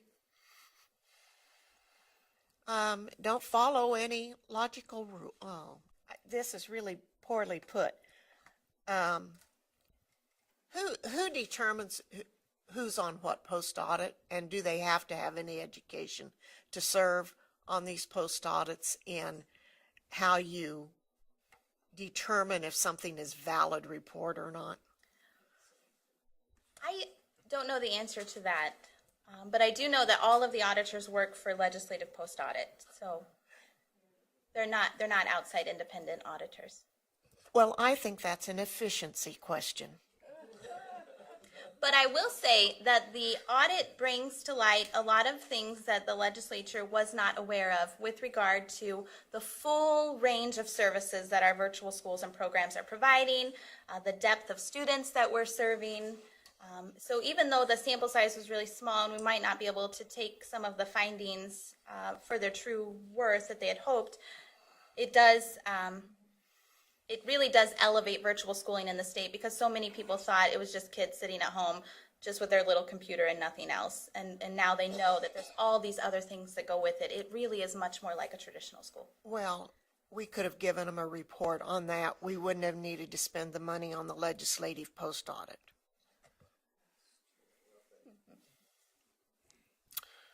Kathy Bush. Thank you, Mr. Chair. Jessica, thank you for your report. And I know this is a report on the legislative post audit, but you've also given us a lot of additional information. And with your advisory council, you obviously have a lot of people who have a lot of expertise in the field. Have you, as an advisory council, thought about putting recommendations together that could improve efficiency and effectiveness as far as virtual and charter schools, and taking that then to the legislature? We had not, but we do plan to come to you all in a very short fashion with updated virtual education requirements, because the last time they were updated was in 2008, which was, even though it was 10 years after the first virtual school started in the state, it was still a relatively new time. Sure. And so I can certainly take that to the advisory council when they meet again in March. Well, I mean, it's something for you to think about. I certainly would be appreciative and interested to hear your recommendations, because as you said, we're down the road a ways as far as virtual, and I'm sure you're looking at kind of next generation ideas and things you can do to continue to enhance what it is virtual schools can do in Kansas. I do think it's a market where there's a real need for our students and adults, but I'm sure there's ways that you can think of that Sure. needs to be improved. I bet we have a lot of ideas. I'm sure you do. I have a couple of questions, and these might seem pretty basic, but, you know, homeschoolers, are they participating in this, you know, program? Oh, certainly so. Any homeschooler that wants to participate in the virtual school can. And we have a number of them across the state. But we can't give you a value because as soon as the homeschool student enters the virtual school student, they're no longer a homeschool student. Sure. They become then a public school student, part of the virtual, and we don't collect that on the enrollment form, unfortunately, if they came from a homeschool. Would that, some of you do? Well, we might could query the directors and ask. Okay. When you say they're, you know, that you mentioned more traditional school, time and credit. Are there I'm imagine there are timelines, you know, for credit has to be done by such and such a time. Sure. So all of the virtual schools and programs, as part of their requirements, is they have to outline a syllabus for the course, for every course that the student is enrolled in. And then they have to provide the student additional tools like a completion timeline or some sort of log that tells them how much progress they should make every day, the expectations that they have for that. Many of our programs will operate year-round. Some of them go off the same calendar that a traditional school does. But typically, they will earn credit in the same semester fashion that the traditional schools do. Although some of them are also utilizing a competency-based, where if after the student completes the first course, then they can go right into the second. So the student is actually able, perhaps, to move through more courses in a virtual setting than in the traditional. Yes, I was going to say, it's not a time-based one. No, it's all individualized for each student. So one student might only get through the 6 courses that have been outlined. Another student might start tackling an additional 1 or 2. So a student, be it a traditional, quote, student or an adult, if they don't finish a class, well, first of all, is there a time that they have to finish it by? I expect there is. So every district decides that for themselves. For themselves. Some of them stop at the end of the traditional calendar in May because that's when the teachers are no longer available. Some of them go year-round, and so they'll let the student go all the way up to June 30th or July 1, whatever their cutoff is. And they're registered as a non-credit earning. Every course that the student is enrolled in virtual has to be credit earning. Okay, and if they don't finish it by that time, do they get an F? They may, but I assume that they would allow them to pick up where they stopped in some of them, or do some of them, you're done? Everyone's a little different. Okay, 'cause some of when them they- allow the student to pick back up in the new school year where they left off. Some of them, you earned an F. It depends on if the student truly earned an F in the course or if they just didn't complete So the course. didn't complete it or whatever, but they didn't complete it or got an F, but then they can show up the next semester and re-enroll Yes, forever. potentially.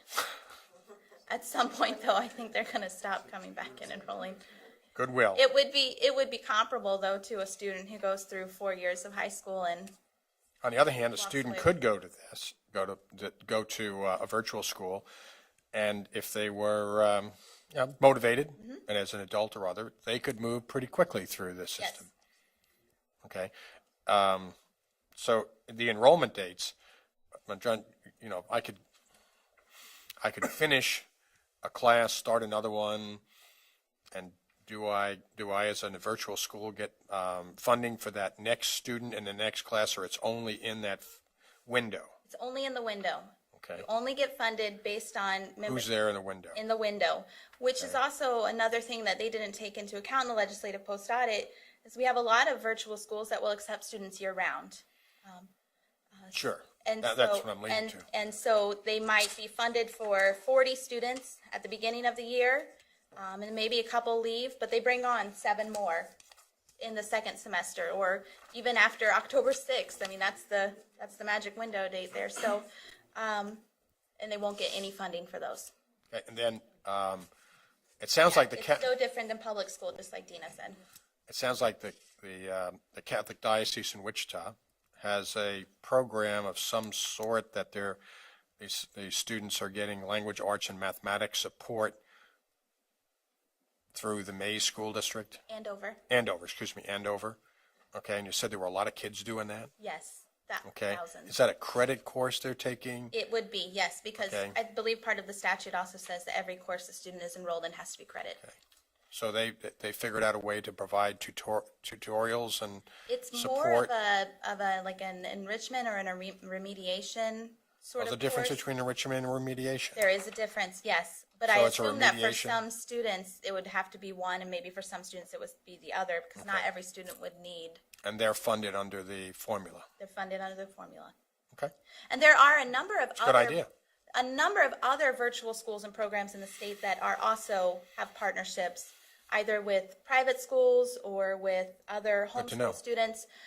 The difference that legislative post-audit pointed out was that in those others, the students are taking courses not offered by their home school, their traditional school, their private school, whatever their base school is, and the school is providing teacher support. Whereas in this model, they're not providing teacher support, and they're taking an additional course that's Two not. quick questions. I'm in Elkhart, or I'm in wherever I am in the state.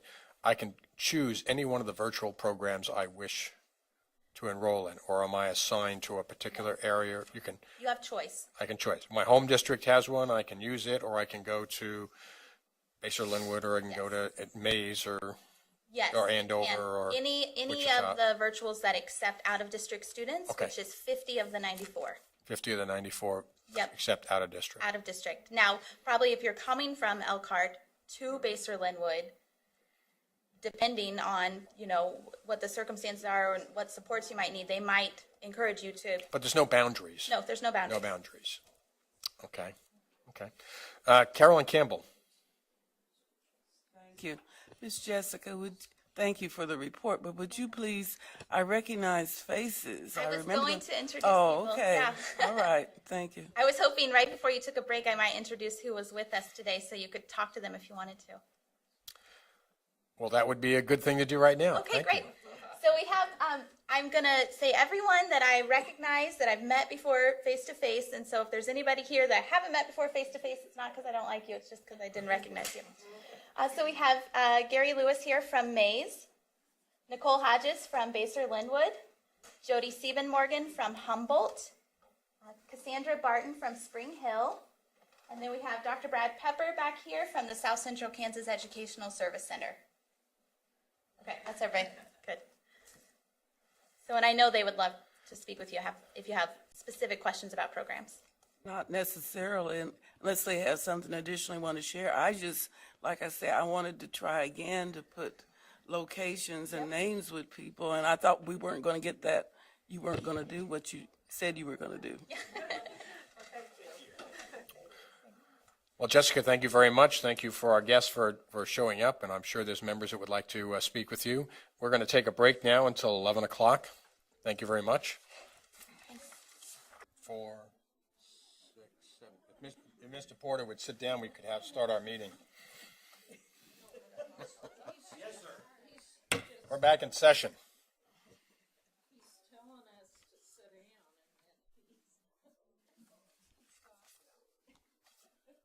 The next item on our agenda is to act on the Innovative District application of Marysville to the Innovative District Board, Coalition, excuse me. Bill Mullins, the superintendent from Marysville, is here. If there are any questions, we had a presentation at our last board meeting, and thank you for your presentation and your information as a recommendation.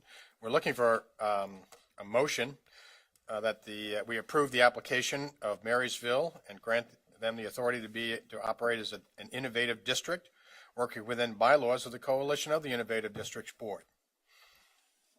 So moved by Dina Horst, second by John Bacon. Oh, I'm sorry. Jim Porter has questions. Yeah, and in full disclosure, I've emailed the questions. Oh. Yes, ma'am. I've got it. I probably never turned it off. I've emailed the question because I don't ever like to catch anybody off guard, and I apologize because I wasn't here whenever the original applications were approved, and I just had the question under the. Basically, you say in your application that you want the same restrictions or leeway that was given to the Concordia School District, and actually on page 232 of our statement, it talks about licensing and recertification challenges, and I just don't know what those are, and I'd like for you to expand on that, please. Try to keep that. One of the things that happened from that came out of the original application to Concordia, there were some changes in licensing regulations at the state level. Prior to that, there was not a career technical education specialist certificate, which is now in place for every school in the state that has that opportunity. How Concordia used it was to offer some classes on culinary arts, using a local chef who was working in a restaurant who was a professional that was not a licensed teacher. They wanted to bring that person in to teach some classes on their high school campus. Since Concordia's first application, that licensure and accreditation has been changed, and that's available for every school in the state to do those same things. So how that would really play into us is, we have locally Landau Manufacturing who does, a lot of manufacturing, production, things like that.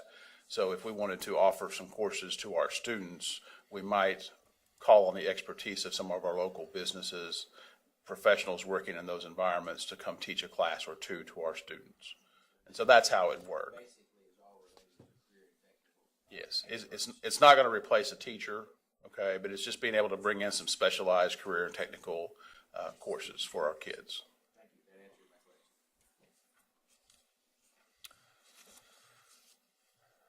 Okay, seeing no other questions, we'll call a question in terms of the motion that we just had to approve Marysville for the Innovative District. All those in favor, please signify by raising your right hand. 1, 2, 3, 4, 5, 6, 7, 8. We have 8 in favor. Those opposed, same sign. We have 1 opposed, and 1. Ken Willard is not present at this time. Congratulations and welcome to the Coalition of Innovative Districts. Thank you. Thank you very much. The next item on our agenda has to do with appointment to a partial term on the Professional Practices Commission. This term will run from February 10th, 2015 through June 30th of 2015. We have 2 nominees that meet the qualifications for appointment, and we need a motion for one of them to move forward. Janet Waugh. Thank you, Mr. Chair. I would like to make a motion that we appoint Jessica Snyder to the position. We have a second for Jessica Snyder. Sally Cobble seconds. Okay. We'll call a question if there's no discussion. All those in favor, please signify by raising your right hand. Those opposed? Looks like a 9-0 with Mr. Willard out of the room. Okay. So Peggy will be notifying Jessica that she is now the new representative for the partial term on the Professional Practices Commission. The next item is part of our amended motion this morning is to talk about the possible waiver to the USDA regulations that we passed last May that have to do with fundraising exemptions.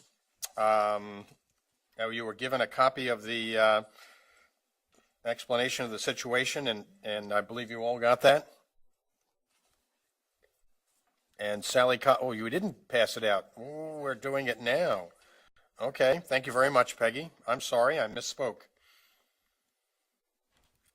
You want me to start speaking? Yes, Sally will address that. Okay. When we formed that policy, if you remember, Cheryl Johnson came before us, and we had to determine how many unfunded fundraisers a school could have. And if you all recalled, we really wanted to say none. Well, there are states that did that, but that does not make them qualify for the for those school districts that want to do the healthy choice and some grants and participate in part of the awards. And so that's why she encouraged us to do the one. Well, when we made that decision, we didn't take into consideration that part of our schools are in a different time zone. So when one school will go to another time zone, school may be still going on in that time zone, and therefore the parents that run the concession stand cannot start the concession stand till sometimes 30 minutes or even an hour after that. And it's a poorly written policy. I have been working with Senator Roberts' office and Senator Moran's office. We own that part of the state of Kansas owns that part of the policy. And therefore, if anything to be waived, it is done by us, and we do not have to send it back to the federal government for approval. It is ours, we own it, and if we waive just those school districts that are in the time zones, then all the other schools still can participate in all of the grants and still receive awards. And so, Mr. Chairman, I would move, I wrote out somebody wrote me one. Let's see if I like this one. Well, while you're reading that. Well, Okay. Mine's a little simpler. So what I would like to do is I would move that we waive the policy for the number of non-nutritious fundraisers for the school districts in another time zone due to unforeseeable circumstances that arise with that time zone. Okay. I think it's simpler than what this says. Second by Carolyn Campbell. All those in favor? Or, excuse me, Dina Horst had a question. I'm sorry. Actually, my question was on the previous action. Well, that's over. Yeah. No. Sorry, I missed you. I was just wanting to know whether that person could reapply for a longer term, for the full term. Since it ends in June. Yes. And then they'd be eligible to do that. And that was Okay. all I Thank you. wanted to know. So now that we've messed We up. won't miss Steve Roberts though. Steve? Messed up. All right, thank you. Sally, are we talking about a dozen schools in the mountain time zone? What are we talking about? And not very many. Let's see, anything along the Colorado border. Right. And Sharon, and it comes in as far as Sharon Springs. It's wherever that time zone starts. I guess my question is, do you know how many schools we're talking about? Oh, off the top of my head, without counting each one, 8. Thank you. And, okay, we have a motion on the floor to Sally's motion to extend to the mountain time zone some relief relative to the fundraisers. So those in favor, please signify by raising your right hand. Those opposed, same sign. I believe that's 10-0. Thank you very much. I appreciate the Great. support.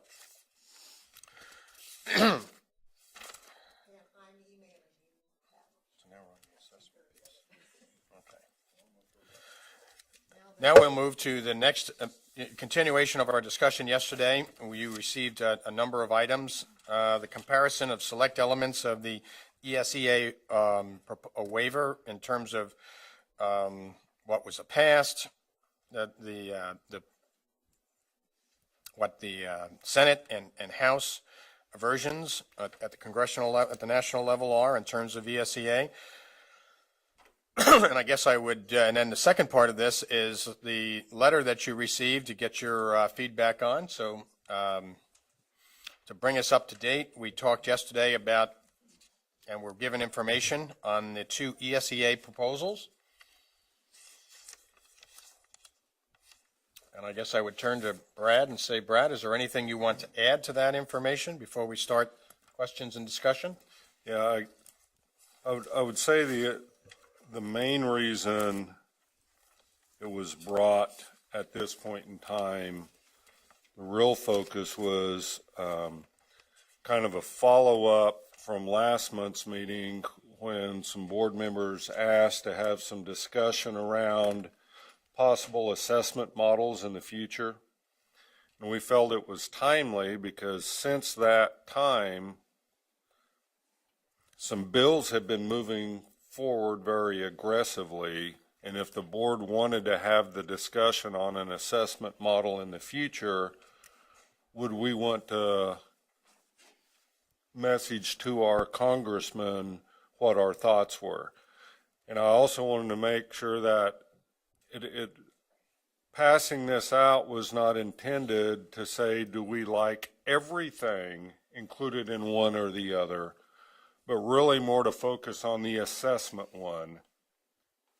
But if there were other things in there, it helps you kind of see in all the areas, but it was more around the footprint of accountability, because a lot of the discussion that we've been having around the state and even within the agency, there might be something different from what we need to know as a state around assessments than what a local district might need to know.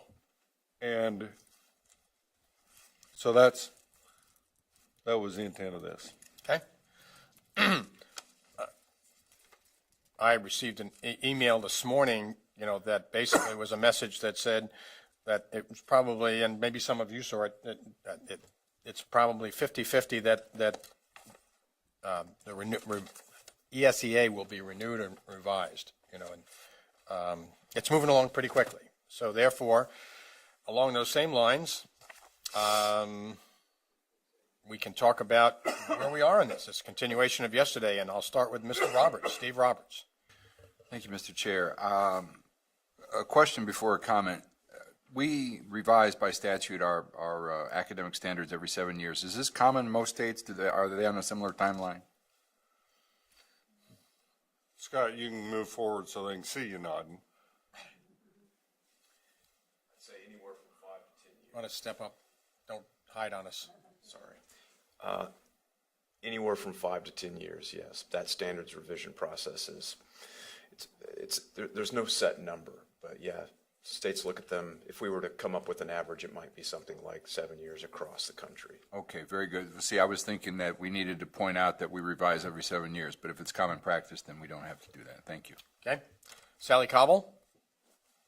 Mr. Chairman, I really appreciate the crosswalk on that the staff did, or whomever did on this, and it really helped me with some clarity.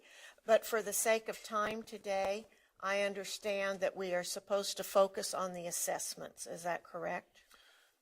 That was the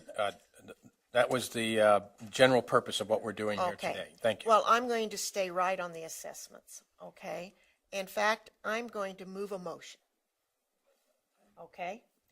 I move that we ask our chair to work with Penny Hill Peggy Hill.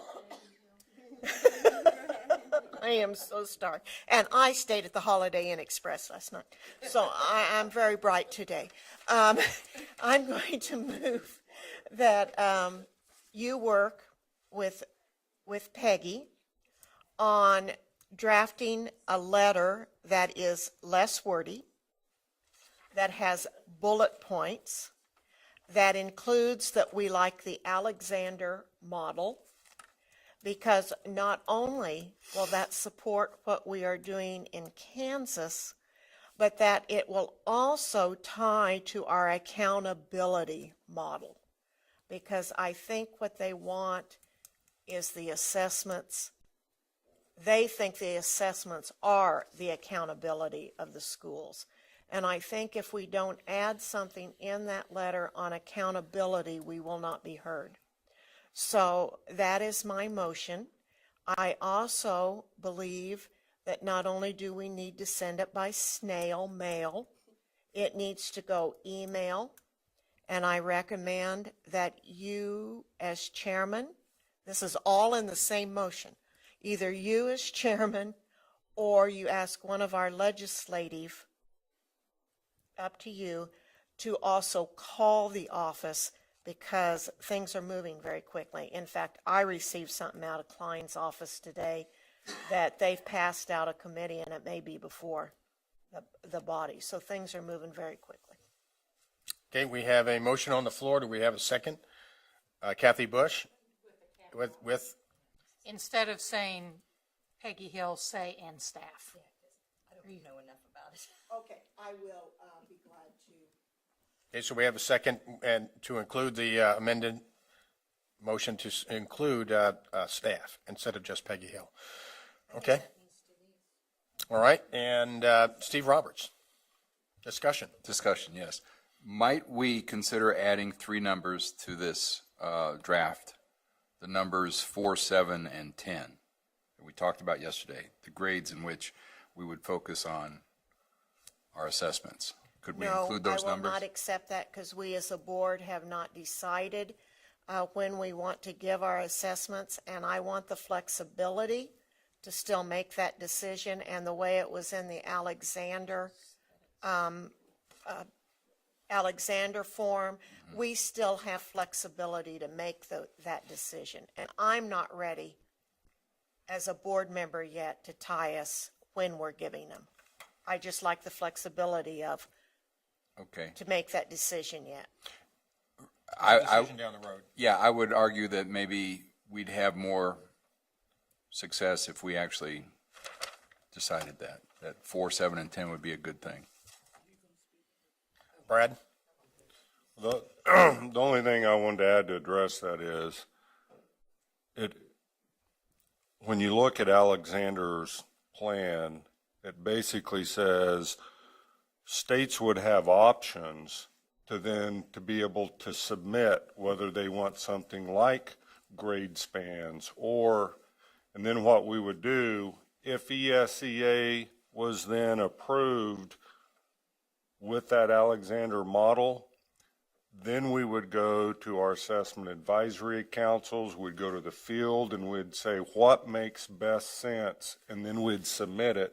But it could be, for example, math in 4, 7, 10, ELA in 5, 8, but it would be something that we would then say, now we have options. Carolyn Campbell? Thank you. My thought is, because yesterday Dr. Horst made a comment when we were doing this, and I would like to think that we might include her to work with you as a former legislator, and what she felt like would be an acceptable letter to go to them. So I think when we say staff, we're talking about all resources. Oh, so she's staff now. Well, I think we're talking about all resources. Okay, okay. Mr. Chairman, I would give you leeway to work with anybody that you think would help you. Thank on you. this. And that's a very good suggestion, Carolyn. Thank you. And Janet Waugh. Thank you, Mr. Chair. I would just like to add, and it doesn't need to be in the motion, that I would like to see, if this motion passes, that this be, and I know we release information about our board meeting, but I think this maybe ought to be released special, because I think a lot of people are not really aware of how ESEA is moving on a fast track. I want it out because even local board members may not be aware, and I think the people in the, maybe to the press, that this is big, because to me, this one's really big, and I think this is important that we get it out there in the press. Thank you. In my conversations with state legislators, when they've heard that we were going down this path, both sides of the aisle were very excited about the opportunity that we were taking. Okay, any further discussion? We have a motion on the floor. Do we need to have that motion restated? It's kind of, I think we got the gist, but it will. A shorter motion. Moving right along, I would call the question, and those in favor of Sally's motion to move forward on the letter. I'm sorry. No, it was Kathy Bush that seconded it.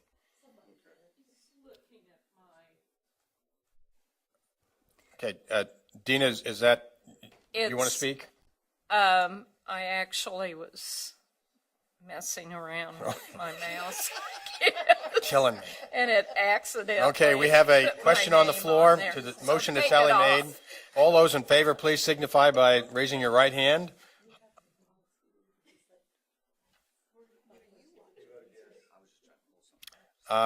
Looks like a 10-0 vote. Is that correct? Okay, thank you very much. And thank you for your endorsement of the direction we're going to go. And Janet, I agree with you wholeheartedly. This should be shared far and wide.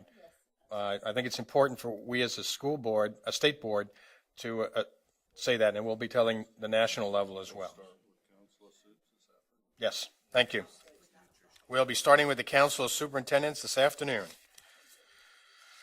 Okay, well, thank you very much. Okay, I believe we are now to board reports and requests for future agenda items. We'll start with committee reports. Mr. Willard and Mrs. Horst, we have legislative reports.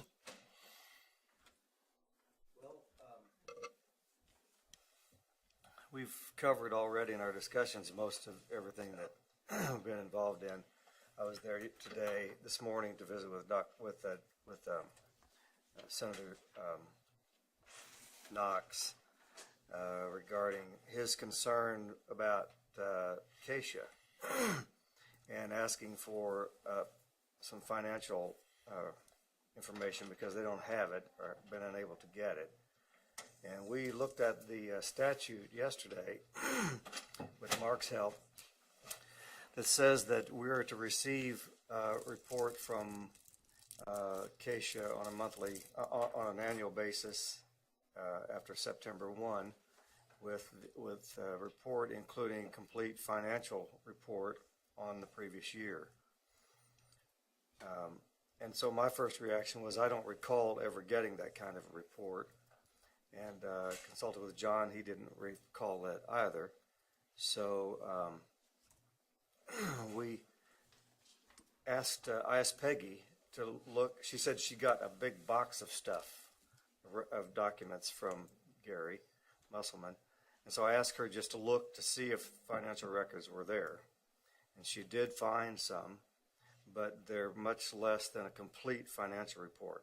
We have a document that shows a summary of their cash and account balances, and a document that shows receipts, and a document that shows expenditures, but we don't have any balance sheet, nothing that shows depreciation on property and all that sort of thing that would be in a normal report. So I'm asking that Peggy supply to us for the next board meeting the information that we have for everybody to see.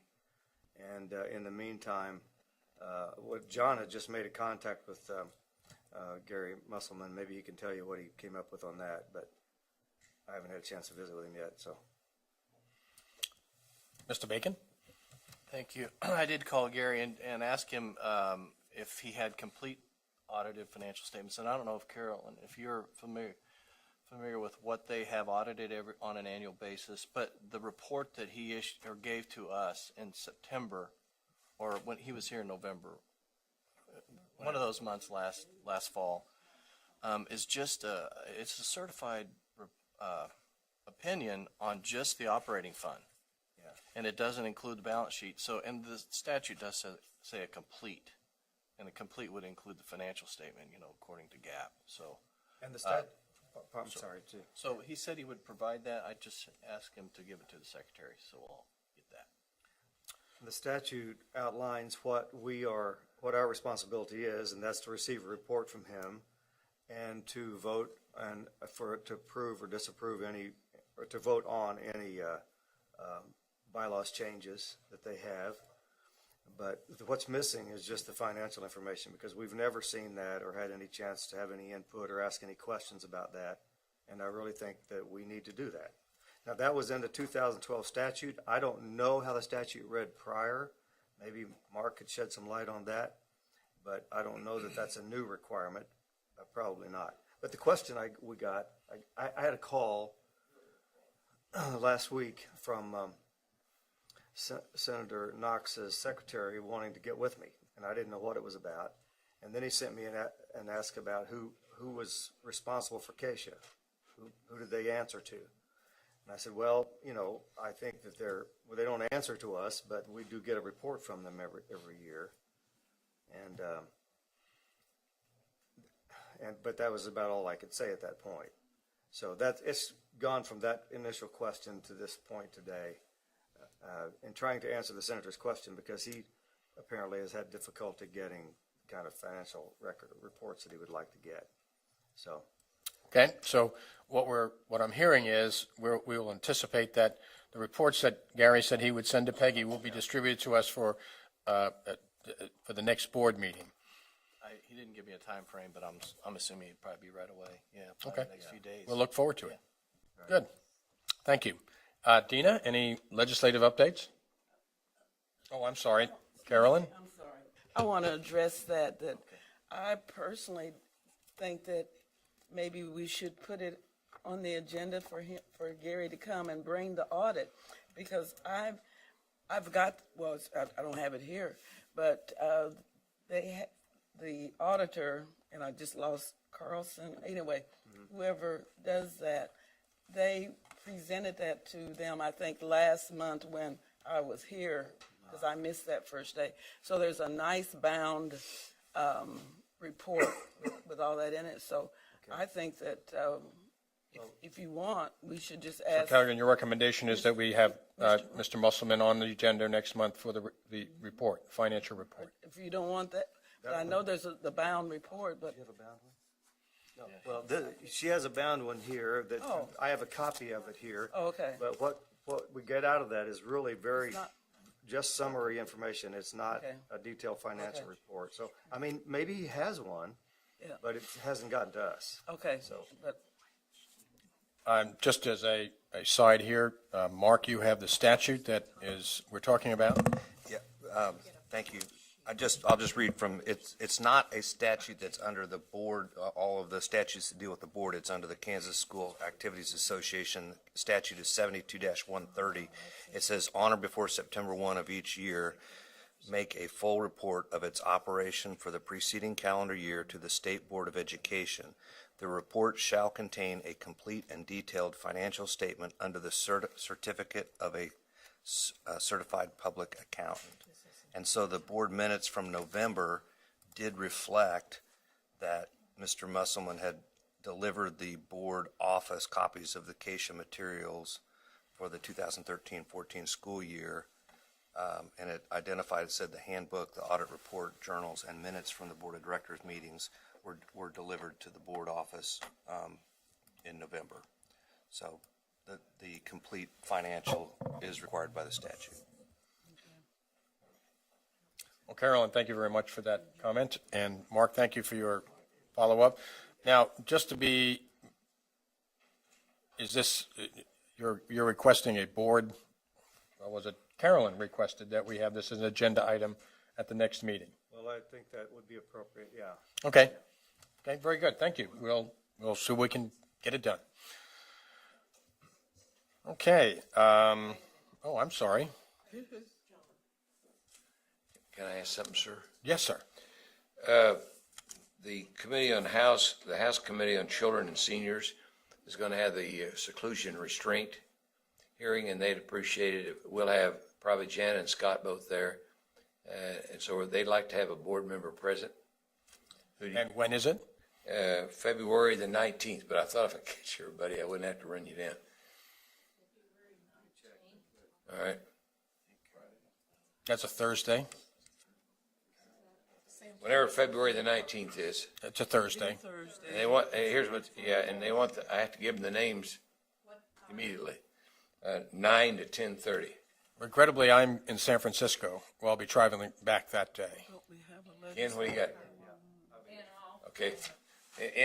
What's the rest of you? Dina? If You're Ken gonna- will be there, that's all I need. Well, let's make sure we have Dina's name down as well. Well, she's a board member.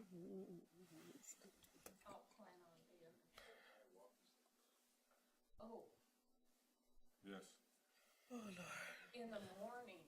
Oh, that's right, I can't. Yes, our community All right, visit in Ken. Hiawatha. Ken, That's fine. you're going to be We'll there? have Kathy? Scott They don't have Jen to are there. right now. Okay. So we'll go sit in the audience. Okay. Ken will represent us. We'll let Ken do the talking. Okay. And Sally and We'll sit behind him telling him if he's right or not. I'm not presenting, but just No, we'll have, Well- unless you want to talk, but they wanted a board member, and which is great. And then, we'll have Scott and Jana both there, and they'll have written testimony to explain what the board's done. Thank you very kindly. thank you.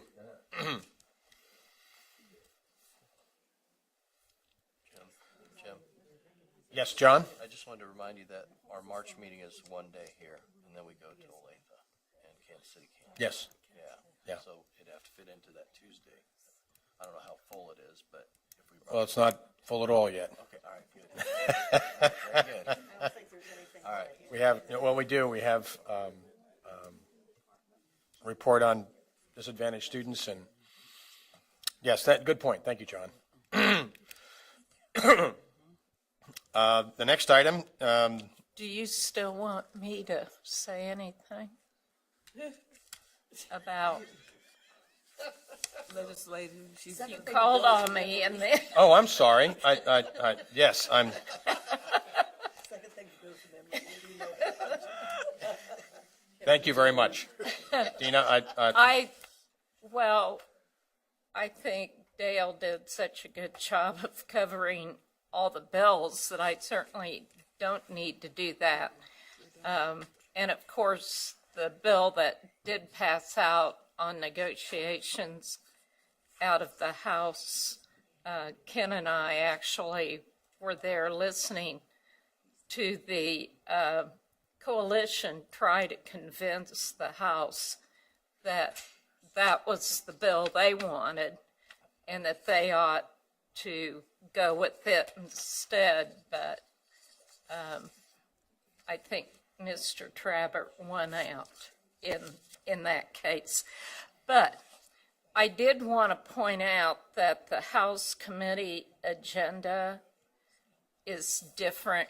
There's a revision too.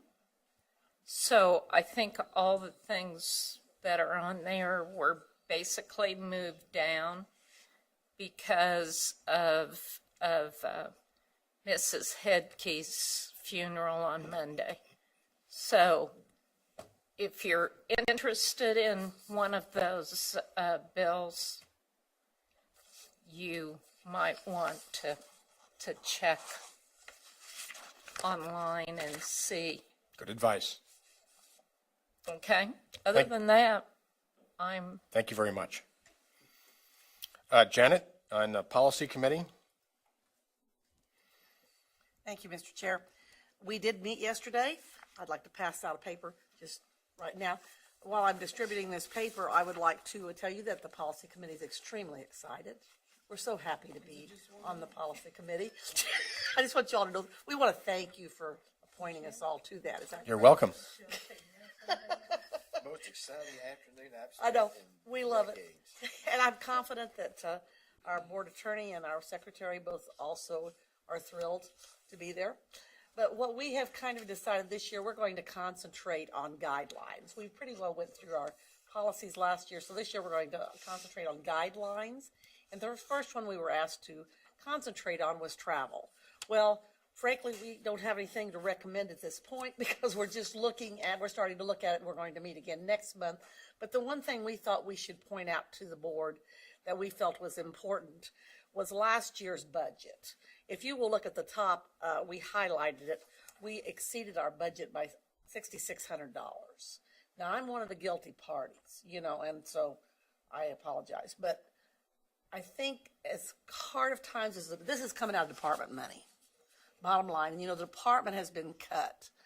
And so we would just like for everybody to be a little conscientious of this and conscious of this and maybe think a little bit about turning in travel requests or something, or maybe you could combine a few days or something. I don't know what, it's just up to each individual.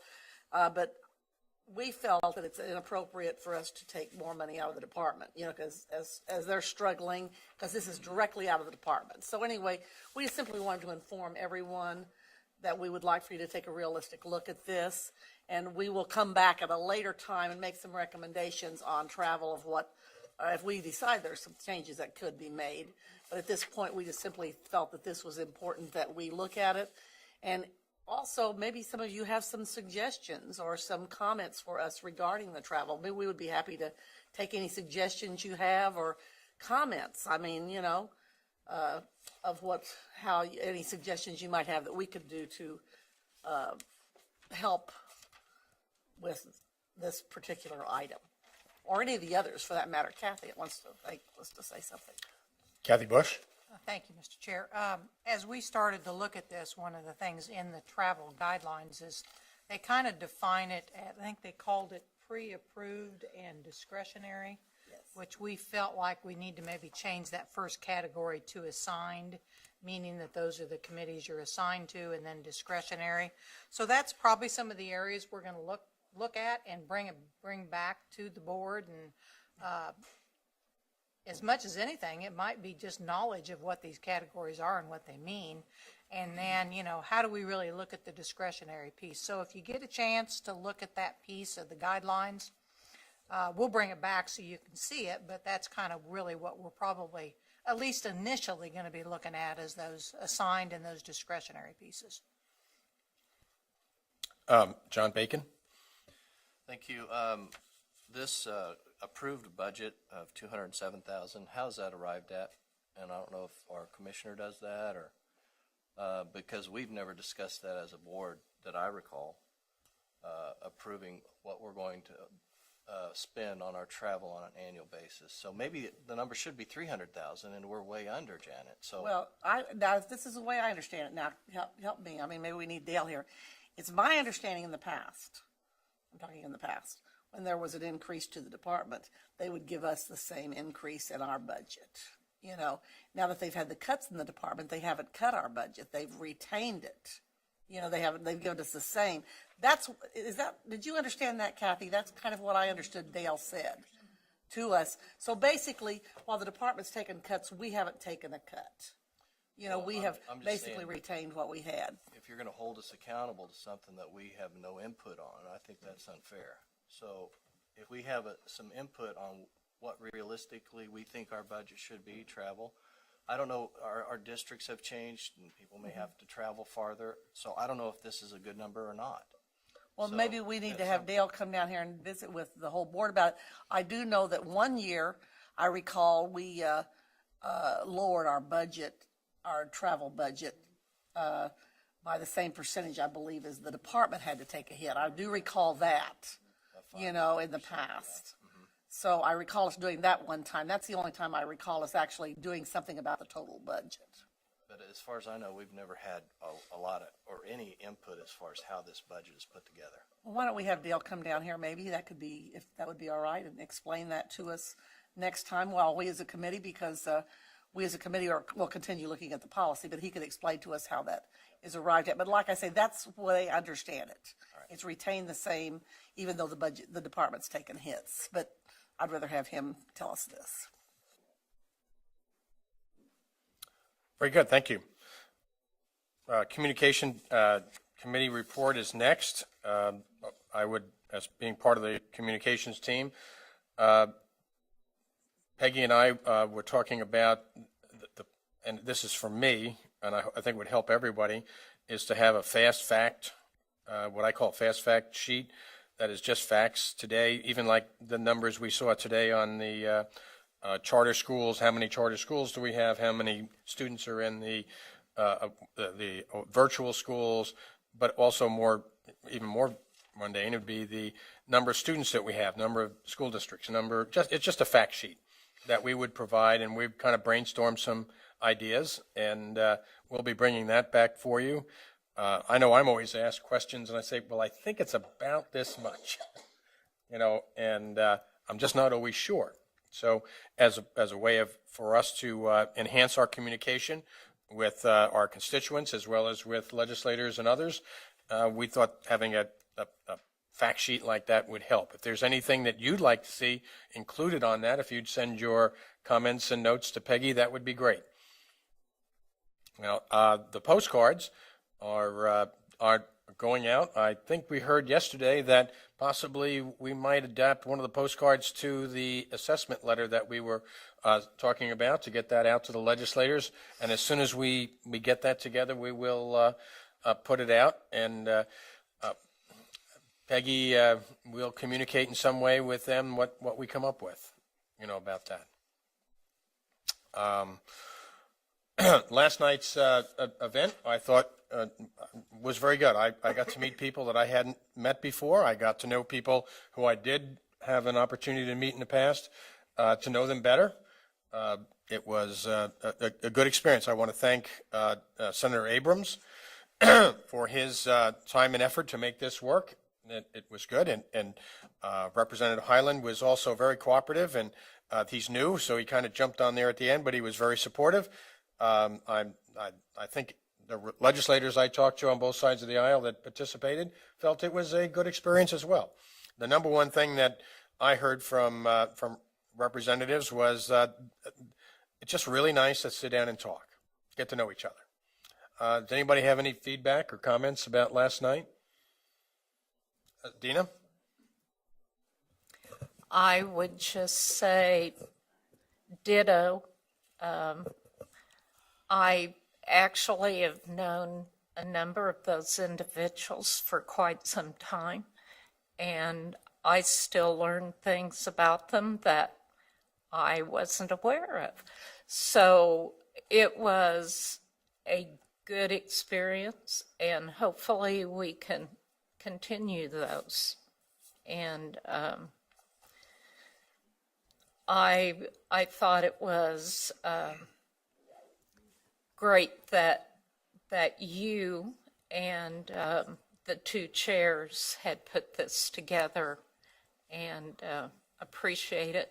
Thank you very much for taking that on in your leadership role. Thank you. Ken? Well, I express my thanks to both the committee chairs and would like to extend it to you as well, because I think it was a good function. And I had a number of positive comments from legislators in attendance last night that they thought it was valuable. So I think it was a good event. Good. We're going to be talking to both leaders in the House and the Senate about continuing and what we can continue to do to enhance communication between the board and the legislature. I think that's only a win-win situation for everyone when we do that. Sally, is there anything else? Did I leave anything out?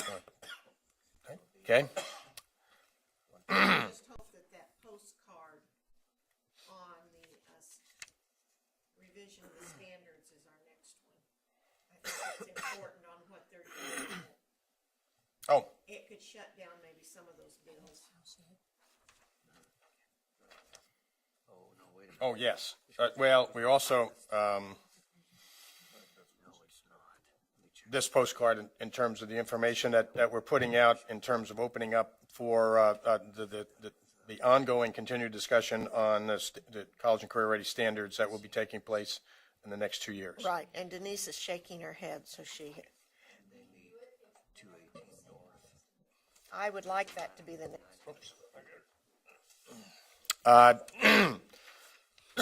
As close as we can to putting this together, realizing timelines, but with the announcement coming out of opening the website next week for comments, it would be good to get this out as quickly as we could as a follow-up and supporting that, but also we have found out that they don't always know what we're doing, and telling them is a whole lot better than assuming that they heard it from someone.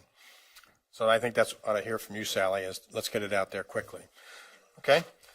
Thank you for Peggy and Denise for thinking about being flexible with our postcards because of timely situations like this. Okay. Other committees that we need to hear from? Any other okay, Sally? I attended the Interstate Migrant Council.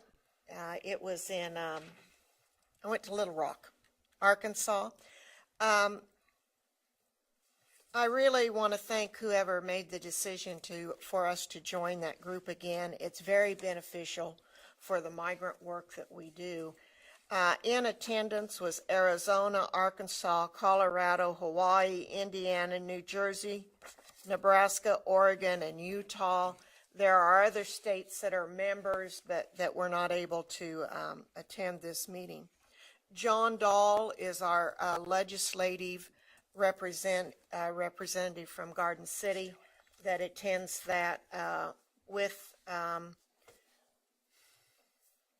Doug and myself, and so we had 3 of us at the table.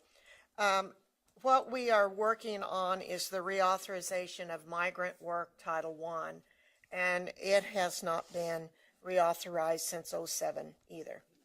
And most of the money in Title I and the migrant will be reauthorized at the same time as ESEA. And we suggested as a body that we follow the Alexander model. And so that's what came out of that. What we are having problem with nationwide with migrant money is that we have some states that actually do not use all of their migrant money. And they give it back to the federal government, which I think is good stewards of federal dollars. If you don't use it, give it back. But what we're worried about as a council is that the federal government will think that that is not, it's not needed. But if you take each instance in which they are sending it back, you will find out that the Department of Ed in those situations may have had a change in the migrant head person. And so we're finding out that the money isn't being spent in those states because of personnel problems, not because of need. And so that might become a very public problem. We are going and we are planning our first migrant symposium, which will be in October. And in this symposium, we will be inviting the businesses that hire the migrant workers. And in that, we are probably going to ask to invite not the CEOs of those companies, but the human resource people that actually hire the workers, because we think that we might be finding maybe some crossover needs that maybe the employer provides and also that the migrant money uses. And so we are using this symposium to rethink and to, just like we are doing in our forums around the state, what is the need and rechecking that. And this symposium has never been done before in the United States, and we as a council are going to put on the very first one, which to me was very, I really liked it. What we are finding is that Alexander's office is very interested in what this council thinks, and we are starting to become an advisory board for him on this Title I money. And so as I say, I think it's very important that Kansas is at the table with this. That is my report on migrant ed. I showed Ken earlier, I get things immediately that's happening on Capitol Hill because I am on this migrant board. And the House committee is moving very, very fast with representatives, what's his name, Ken? Klein, thank you. And they already have a name for ESEA's bill, from No Child Left Behind to student success. I haven't brought that article back up, Ken. Do you remember what it was called? Student Success Act. Student Success Act is what they're wanting to call the new bill. And so Klein believes that it needs to be done all in one package. Alexander is wanting to bring things up and pass them as they come through the Senate. And so they have two different ways that they're approaching this reauthorization. I believe the two chairmen really want to move it this year. I really think they want to get it done this year. I think they don't want it to get involved in the future politics of the presidential races. So my resources are telling me they want it done this year. So that's my report, sir. Great, thank you very much. Good information. Mark Ferguson, our Board Attorney's report. Other than the monthly report I've submitted to you prior to the board meeting, I don't have anything else to report on today. Thank you. Thank you very much. We'll have individual board member reports and requests for agenda items. We'll start with Steve Roberts. Thank you, Mr. Chair. I've made a few trips to Wichita lately. One was to private concern related to Cessna, folks related to Cessna's interest in STEM initiatives. Look forward to participating with them. I was also privileged to go, again as a civilian, to the Communities in Schools event. Have more familiarity with it than I, being fairly new to the board still. It seemed like a great organization. It does a lot of good for kids, picking up the pieces when kids need a pair of shoes or a pair of glasses, that sort of thing. Just tremendous. It was a really good event. Now, the next time I go to Wichita will be a week. Well, it'll be Monday. Andy Tompkins is making a presentation at the through Greenbush on alternative high schools, and I want to start incorporating that perspective into what I hope will become math standards. And actually what I'd like to do is I'd like to get the high school standards from above. The way I see this thing coming together is pulling together from many resources, getting a lot of people's input for basically K through 8 or K through 9, and getting higher ed to basically come down from the top on what the requirements should be for high school, particularly the specialized topics of statistics and trigonometry and calculus and so forth. So I'll be going to Wichita next Monday, and I don't know if it's appropriate to ask for mileage on that trip or not. I would defer to the pleasure of the board. Thank you.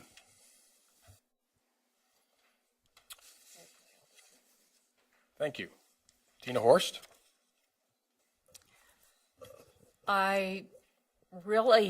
Most of my events have been centered around either the legislature or our community meetings. So we've already talked about those. So I think we can pass. I will basically pass. Thank you. Jim Porter. I attended the Professional Standards Board, and since I'm just trying to get my feet on the ground, I'll make a more comprehensive report when I learn more about that. But sort of under both hats, I moderated a meeting of the schools in our interlocal a legislative forum with the legislators that were in our group here in Topeka last week. And even though, and it was the day of the rescission bill, so everybody got there late, so we didn't have the opportunity to meet with our legislators to the degree we wanted to. And instead of talking about individual legislation, I broached the subject to our legislators and then to the school board members and administrators that were there, how we can better communicate, because we have contentious, we have at least traditionally had some contentious or adversarial relationships with some of our legislators, and I don't see that as positive. Now, I said all that to say that for a future request, I would like for, and I applaud what we did last night. I think it's an excellent start, but I would like to have maybe some guidance from our legislative liaisons or others about other things that we can do to improve our relationship with the members of the legislators, because I think that that's the only way that we can positively have some impact. And this may be, I have a Don Quixote complex. I may be looking at, jousting at windmills, but I think that it's very important for us to try to do that, and I'd like for us to have that discussion sometime about more positive things that we can do to build those relationships. Thank you. Janet Waugh? Thank you, Mr. Chair. I attended a meeting of the Kansas Association of Conservation and Environmental Education this month, and of course, they've got lots of programs going on, training teachers and everything on how to incorporate conservation education into their classes.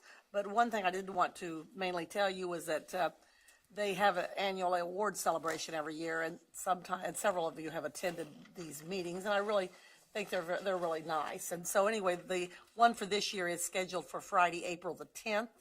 It's starting at 6, and it's at the Manhattan Zoo. So if any of you could attend, I know they would be very pleased. And it's a nice, they recognize several teachers and individuals throughout the state for their contribution. So I think that it's something I just wanted to tell you about that. I visited some schools, things like that, but I did attend a meeting with Dina and Carolyn on Greenbush superintendents. Yeah. Which was very interesting, a good discussion, mainly about legislation as well as they were questioning, Carolyn and Dina might want to add a little bit more, but I felt it was very worthwhile, so thank you. Thank you. Carolyn Campbell? Thank you. Well, KNEA Capital UniServe, every year they have a chat and chili dinner. And I go to that each year. But anyway, it was very interesting because they have a table set up for me, and the legislators are there also. But they had given me this sheet of things that they were prompting the teachers to ask us and to discuss, to help in our discussion. And what shocked me was how many teachers didn't know that our meetings are live streamed, that they could go online, see our agenda, see if there's something that really is of interest to them. They had no clue when we meet or anything. So that was a positive for me. And then, of course, just visiting with them. Also, we attended the Greenbush, I guess that was last month. Was it this month? Whenever it was.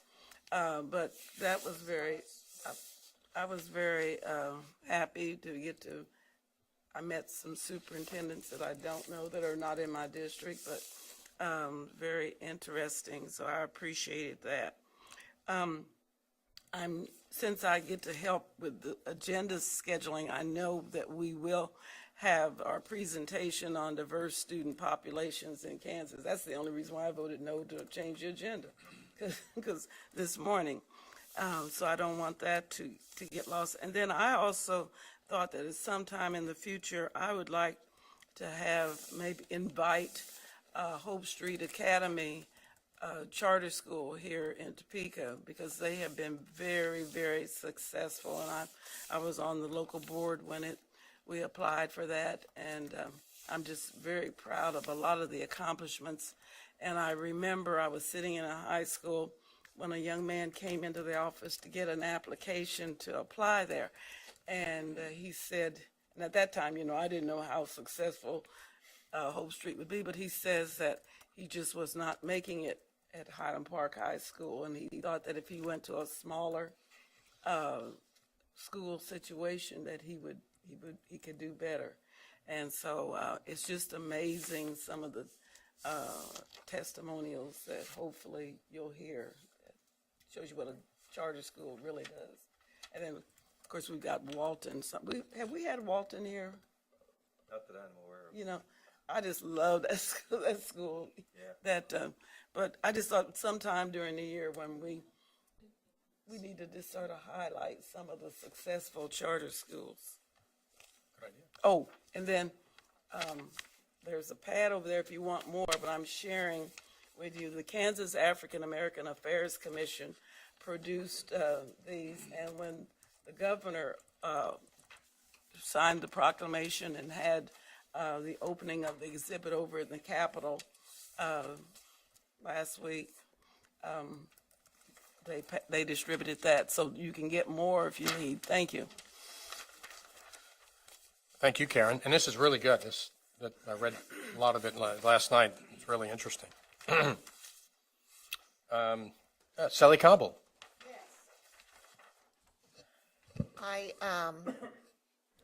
I made it up to the eastern part of the state for the career and technical ed new, and I made it up here for the broadband conference that I wanted to so desperately go to, and spent the whole time in my daughter's basement with the flu.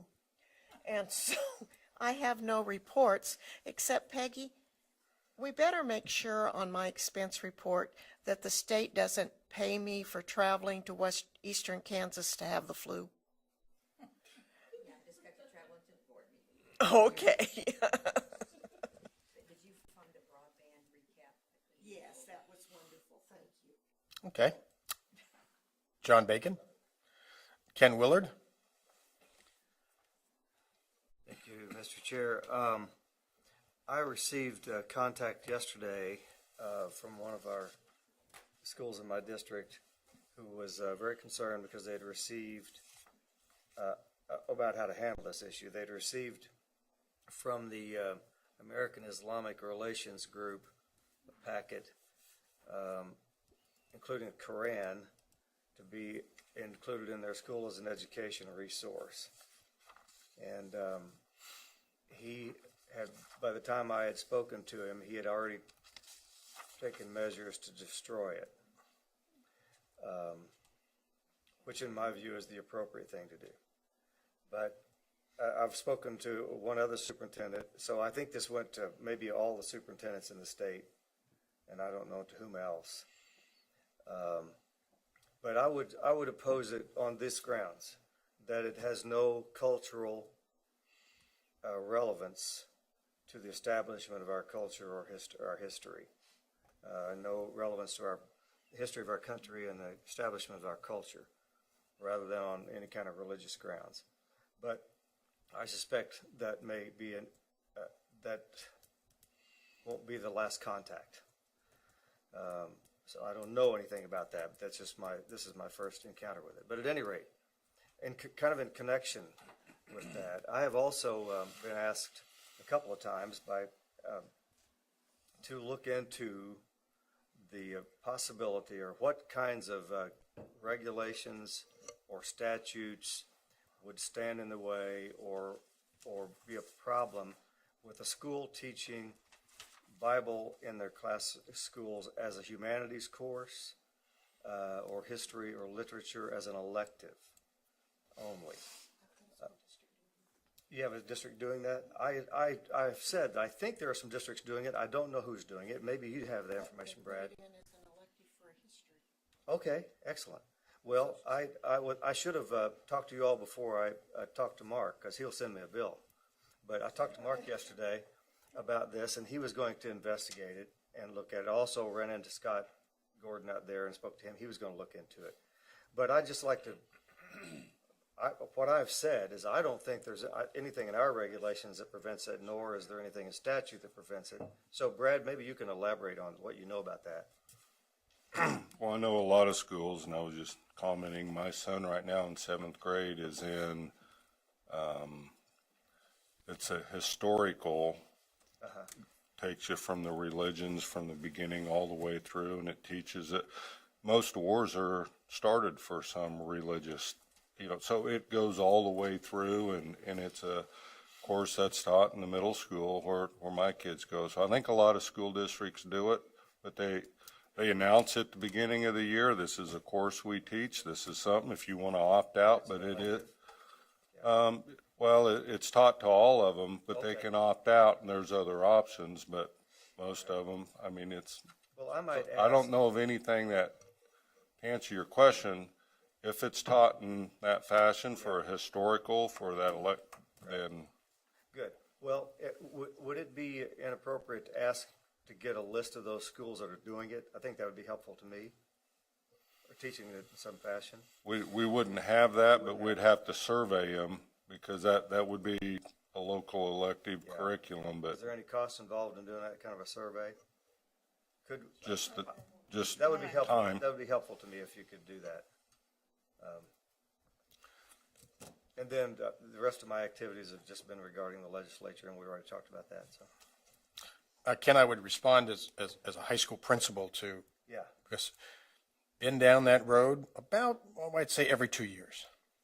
From that group? No, from some other group. Okay.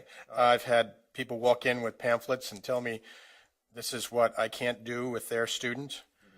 I've had groups that protested classes that we taught that were humanities-based, and there was something in there that they didn't like. It was against their beliefs, and we weren't teaching beliefs, we were teaching information, that's comparative and so on.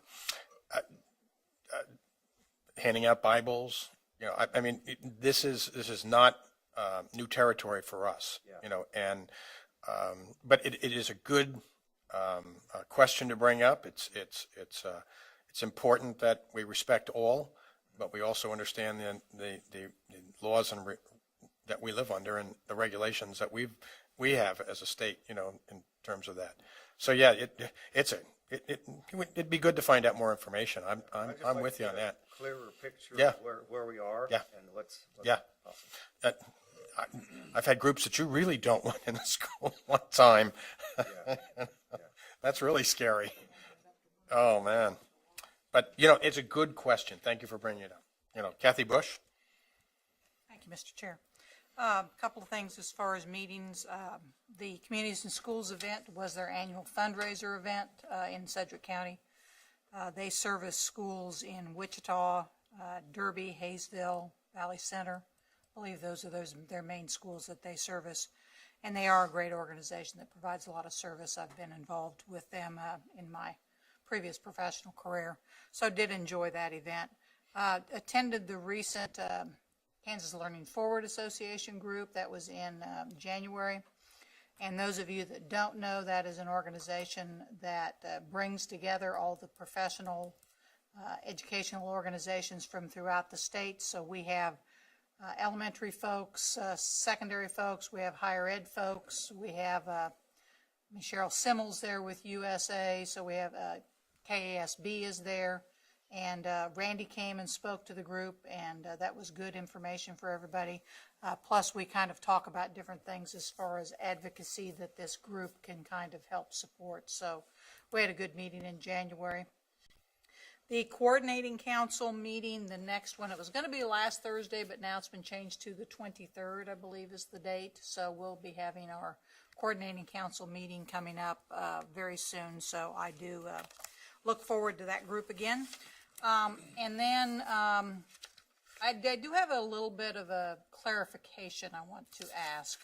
Steve, when you're out and you're on your own going to rewrite these standards, I have a concern if you're out there talking to individuals and groups that they begin to think that this is KSDE beginning to rewrite the math standards, which are typically gone by committee. So I don't want there to be confusion when you're asking higher ed groups or when you're asking other groups for their standards, because I think that could lead to confusion as far as what our normal, and I assume, I don't know, that'll be the purview of the board to vote on as far as when we go through the standards rewriting revision process. And I don't want there to be confusion out in the field when that occurs. So I have a concern that you are, even if you act as an individual, when you talk to individuals, that they do know you're a state board member, and I don't want there to be confusion that this is KSDE that is moving forward with this process. If I might, when I first addressed this issue, I hope I made clear that I would hope that it would stand on its merits, that I don't expect support from the board before these things are written. I don't expect anything like, oh, Mr. Roberts is writing standards and we're behind him. What I would like is a fair opportunity, if I can pull this thing together, to present them for a fair hearing. And if they measure up, that you consider them for approval. And if they don't measure up, that they don't measure up, and you would rightly discount them. So that's my attitude for this process, and I hope that meets your approval. Well, I still am concerned about the confusion this may cause out in the field as far as people feeling like this is a standards writing process that the board has authorized, which, and you have even said that is not. But I just am concerned about that confusion. Well, about that, as I've talked to people in political settings and so forth, I've done my best to make it clear that I have no contract, I have no commission to do this. It's something I'm doing on my own volition. Well, I appreciate that. I just don't want there to be confusion and extra work for the department to answer phone calls about this. Because matter of fact, I've already heard somebody ask me about the standards that Steve Roberts is writing. I said that's not anything that the board has authorized. I appreciate that. Thank you. Thank you, Kathy. From my report, in your packet, there was a NASB stipend application that we have submitted, or are submitting. I guess I should be more clear on that. That we talked about at the last meeting. The stipend is to basically engage the board in leadership. It's a stipend of $7,500. I believe that right, Peggy? And we to engage our state in terms of the conversation of leadership. And Peggy, why don't you give them kind of a briefing about what we're doing? The application just strives to strengthen our partnerships with the Kelly program that brings superintendents and principals through their mentoring program. I think we had 2 superintendents here the last couple days that are participants in that. That's primarily it. Kelly advocated to have a fall workshop that would bring any board members that were interested in helping further that along when they bring their superintendents and principals together, and just kind of advocate for ways to strengthen that retention and recruitment process. And in particular, we're focusing on what would be smaller districts and the duplicity of roles that administrators have. I believe there's 86 superintendents that also act in our state as either high school or elementary principals as well. 68. 68 isn't, I got dyslexia. Yeah, 68. There you go.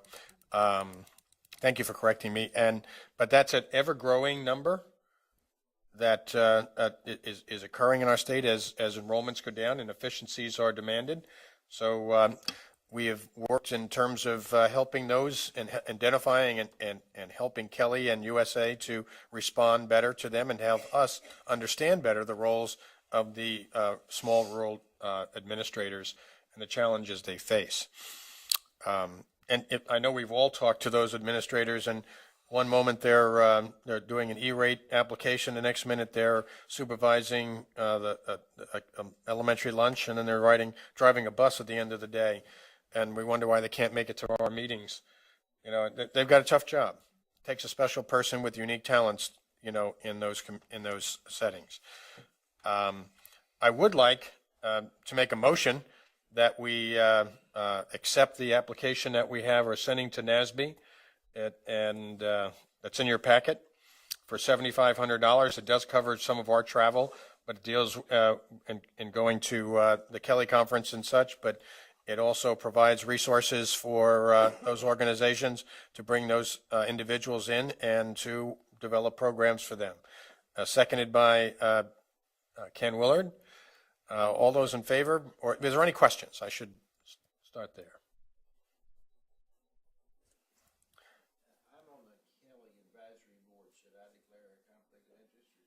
I don't think so, but that's a good question. Okay, those in favor, please signify by raising your right hand. It's a 10-0 vote. Thank you very much. And we are looking forward to that. Now, there's no guarantees, I should say this, that we're going to get approved, that there's just so much money that NASB has and it has to go through their program. I received an invitation from NASB to participate in a data privacy activity. And that activity is kind of broad-spaced. They will do a review of our policies and practices, both from the legislature to us, to our State Department, and provide us a report back on those policies and practices, laws and regulations, and do an analysis and provide it for us. We will have to provide them that information. NASB will also make the report back to and meet with us as well. I have to tell you that they would like to have a meeting with the entire board, but they realize we can't all get together at the same time, and I can't guarantee that it would be at a board meeting, you know, because of their schedule and ours. You know, but I talked to Rachel Wise, who is the chair and NASB board member as well from Nebraska. And Nebraska just went through this process with NASB, and she said several emails that it helped the board, it helped the State Department, and it helped the legislature. You know, and so all of those are involved in the process. And when we do meet with them, they would like to have some legislators here as well. One of the things that they ask is that a board member travel back to Washington for the data privacy, as well as one other person on their dime as part of the grant for this, to participate in a data privacy conference, and it is associated with the legislative conference that we'll be having March 22nd to the 24th in Washington. So that would be great. Carolyn has agreed to be our representative in Washington for that presentation. We do not have a second person. I would also entertain, if you want to get a hold of me, about who else could be a legislator, could be someone from the department. Sally, I'm sorry. Okay, along those lines, that meeting that I went to this summer for CCSO and the governor, I think, put it on, it was all on that Privacy Act. And Diane Dirks, and Senator Vicki Schmidt were the two that attended that with me. There's also already been some work done on our privacy policy out of the University, I think it was of North Carolina. They could tell us, I mean, at that meeting, we were told what the problems were with our privacy. So there's some information out there already if NASB wants to use. That would be great. From that conference. Super. But I would recommend those two, since they've already been to a meeting on. I know who put it on. It was their legislative national meetings put it on. Yes, that's who put it on. Yes, CSG put that on. so they would know who has that research on the Privacy Act. Also, if you will go on Education Commission of the States, ecs.org, they have some research on the privacy laws across the nation for that meeting. Sure. Good information, and two very good people to talk to. The biggest problem is going to be, getting dates, getting people on those dates, and a tough time. But yes, we'll follow up on that. I was pleased that we had that opportunity to be invited to participate with NASB. It's not at any cost to us. It's a service that is provided, and I have heard at the national level, and maybe Sally, you heard this, there are certainly always things we can do better, but Kansas, both from a policy positions where we are, as well as a State Department, have a strong policy and strong privacy protections. But it doesn't mean we can't get better, and it's still a big issue across the nation as well as in Kansas, and will continue to be for all of us. So I just wanted to give you a heads up on that's coming. Let's see. From my perspective, I was kind of, I guess, shocked, and quite frankly, and that I found out that Kansas is one of the lowest states in the nation in terms of providing nutrition services, especially during the summer, to students, and quite frankly, when I read this article in the Wichita Eagle, I was kind of taken back, and I called a couple of my nutrition folks that I know that are really into this, and they said, yeah. And in fact, there was they said, yes, that's exactly true. And I missed a program in Wichita because of a conflict that I couldn't go to on nutrition, and that was brought up, and they'd actually done brainstorming on it. And I would like to have that as a future agenda item to talk about nutrition, especially the status that we have as one of the lowest states in terms of providing the nutrition. It's a use-or-lose it. We just send in money back. There's a lot of, and the rules have changed. That was one of the things that I was told that came out of this meeting in Wichita, that the rules have changed in terms of how they can match funds and what they can do and who can participate.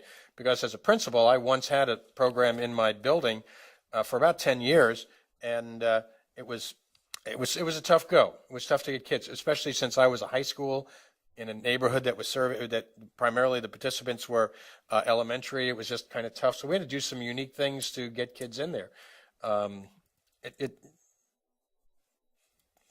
think it's really important for us to look at it. Janet? I just wanted to ask if that included that back snack program, or is that just strictly? I don't know. Is that just strictly? That's not running. Okay, I didn't know. And this is different from the nutrition, fundraisers and stuff like that. This is about childhood hunger, and what we need to do to address it. And obviously, we're not meeting the mark. So I'd like to do it. Sally? Along with that, I don't know if you want two separate things, but we have been asked by Senator Roberts' office to, what part of that nutrition bill that the federal government came out with, what parts we like, what parts we don't like, and that kind of goes along with. Now, I don't know if this summer program you're talking about, if that's coming out of. I don't know. Well, I think it is. I think it is. Probably. And the backpack programs and everything are coming out of private. It's a whole different, because they could not send home in those backpacks what they do if they were under the federal nutrition law.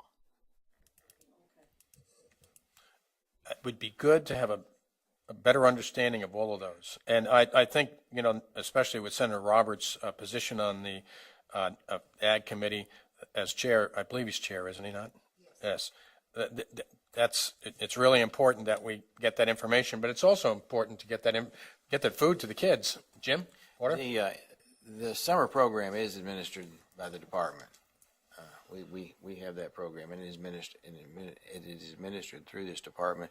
And if you're between the age of 1 and 18, you can eat free regardless of your status. And we have difficulty getting enough kids there to break even, but it's still we're serving kids that wouldn't eat otherwise. And the backpack program is through the Kansas Food Bank, but they're totally separate. Correct. Right. Thank you. So that's an agenda item for the future.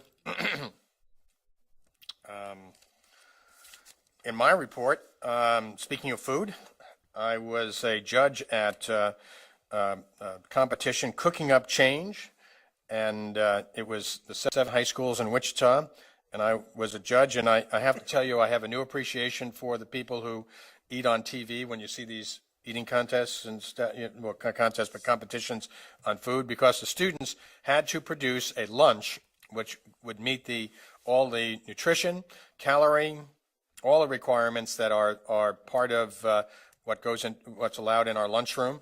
Plus, that the meal had to be constructed for less than $1.50, and it had to be good. In fact, they had to be really good to win, because the 7 schools, every one of them had a great presentation. And one lady who was there, she said she's been in these different kinds of competitions before, and she said it's very unusual to go to a competition like this and have 7 schools and not have to spit something out. We had a really tough time figuring out who was going to win. Heights High School won, and they'll go to a national competition, in Washington, and they will have their menus, their lunch that they had, which was barbecue chicken, served in the cafeteria at the national at Congress, and many of the students' recipes are then used by the Wichita School District and used in their cafeterias. It's pretty cool.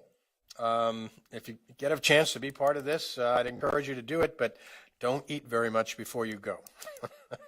It's tough. It was just a great experience.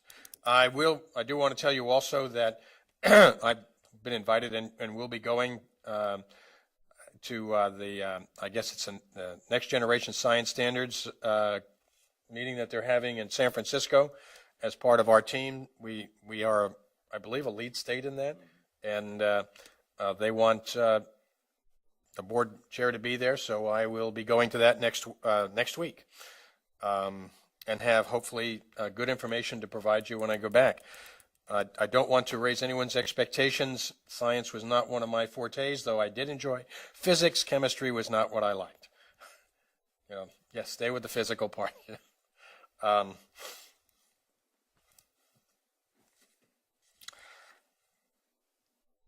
statewide tours are continuing, and I believe we're going to Emporia and Topeka, Kansas City, Olathe, and Hiawatha. Let's go to Hawaii. Who wants to go to Hawaii? Okay. Yes. Sally's actually the closest, but she's busy.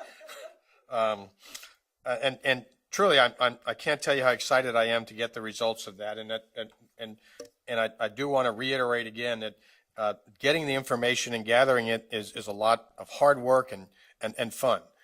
But the real challenge is to take that information and turn it into a product and a response and validate the time and effort that the people who came and shared deserve. But bigger than that, what our state deserves. It's really been a terrific experience. I know everyone's spoken yesterday about how great it was. I'm looking forward to as much energy going into reporting out as we saw in gathering. So the challenge is to Randy and to Brad and staff and all of us to really make this work. I think we've really raised expectations for people across the state. I think and that's great. We've really changed the conversation in a lot of ways. So I'm very hopeful, very positive to get out and talk with folks in the field.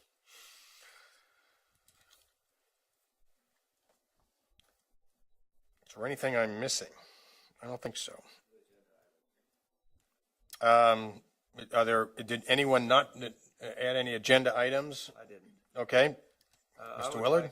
I would like to get a report presented to us from the Kansas Reading Initiative. The 225 schools they've been serving. I've seen their numbers, and it's pretty phenomenal. And they would like to make a presentation to us, and I think that's appropriate. Great. Any other board recommendation or agenda recommendations from the board? I'm seeing none. I will move forward, and we have, I guess, approval of travel. Peggy? Yes. Peggy, I'd like to remove my travel for tomorrow because I'm not going to be able to be here. Legislative work? Yes. Okay. So you just had to. Yeah. Any other changes Yes. to board travel? Carolyn Campbell? I would like to add the Kansas Volunteer Commission for tomorrow. Salary and mileage or? I don't know. Just maybe not that either. I thought we have to get approval for anything we do when we represent the board, so I just want it approved. If I can get out of here and go back to work, then I'm going to not take 3 days off from the office. Any other You don't want any No, compensation? no. changes in or additions to travel? Ken Willard?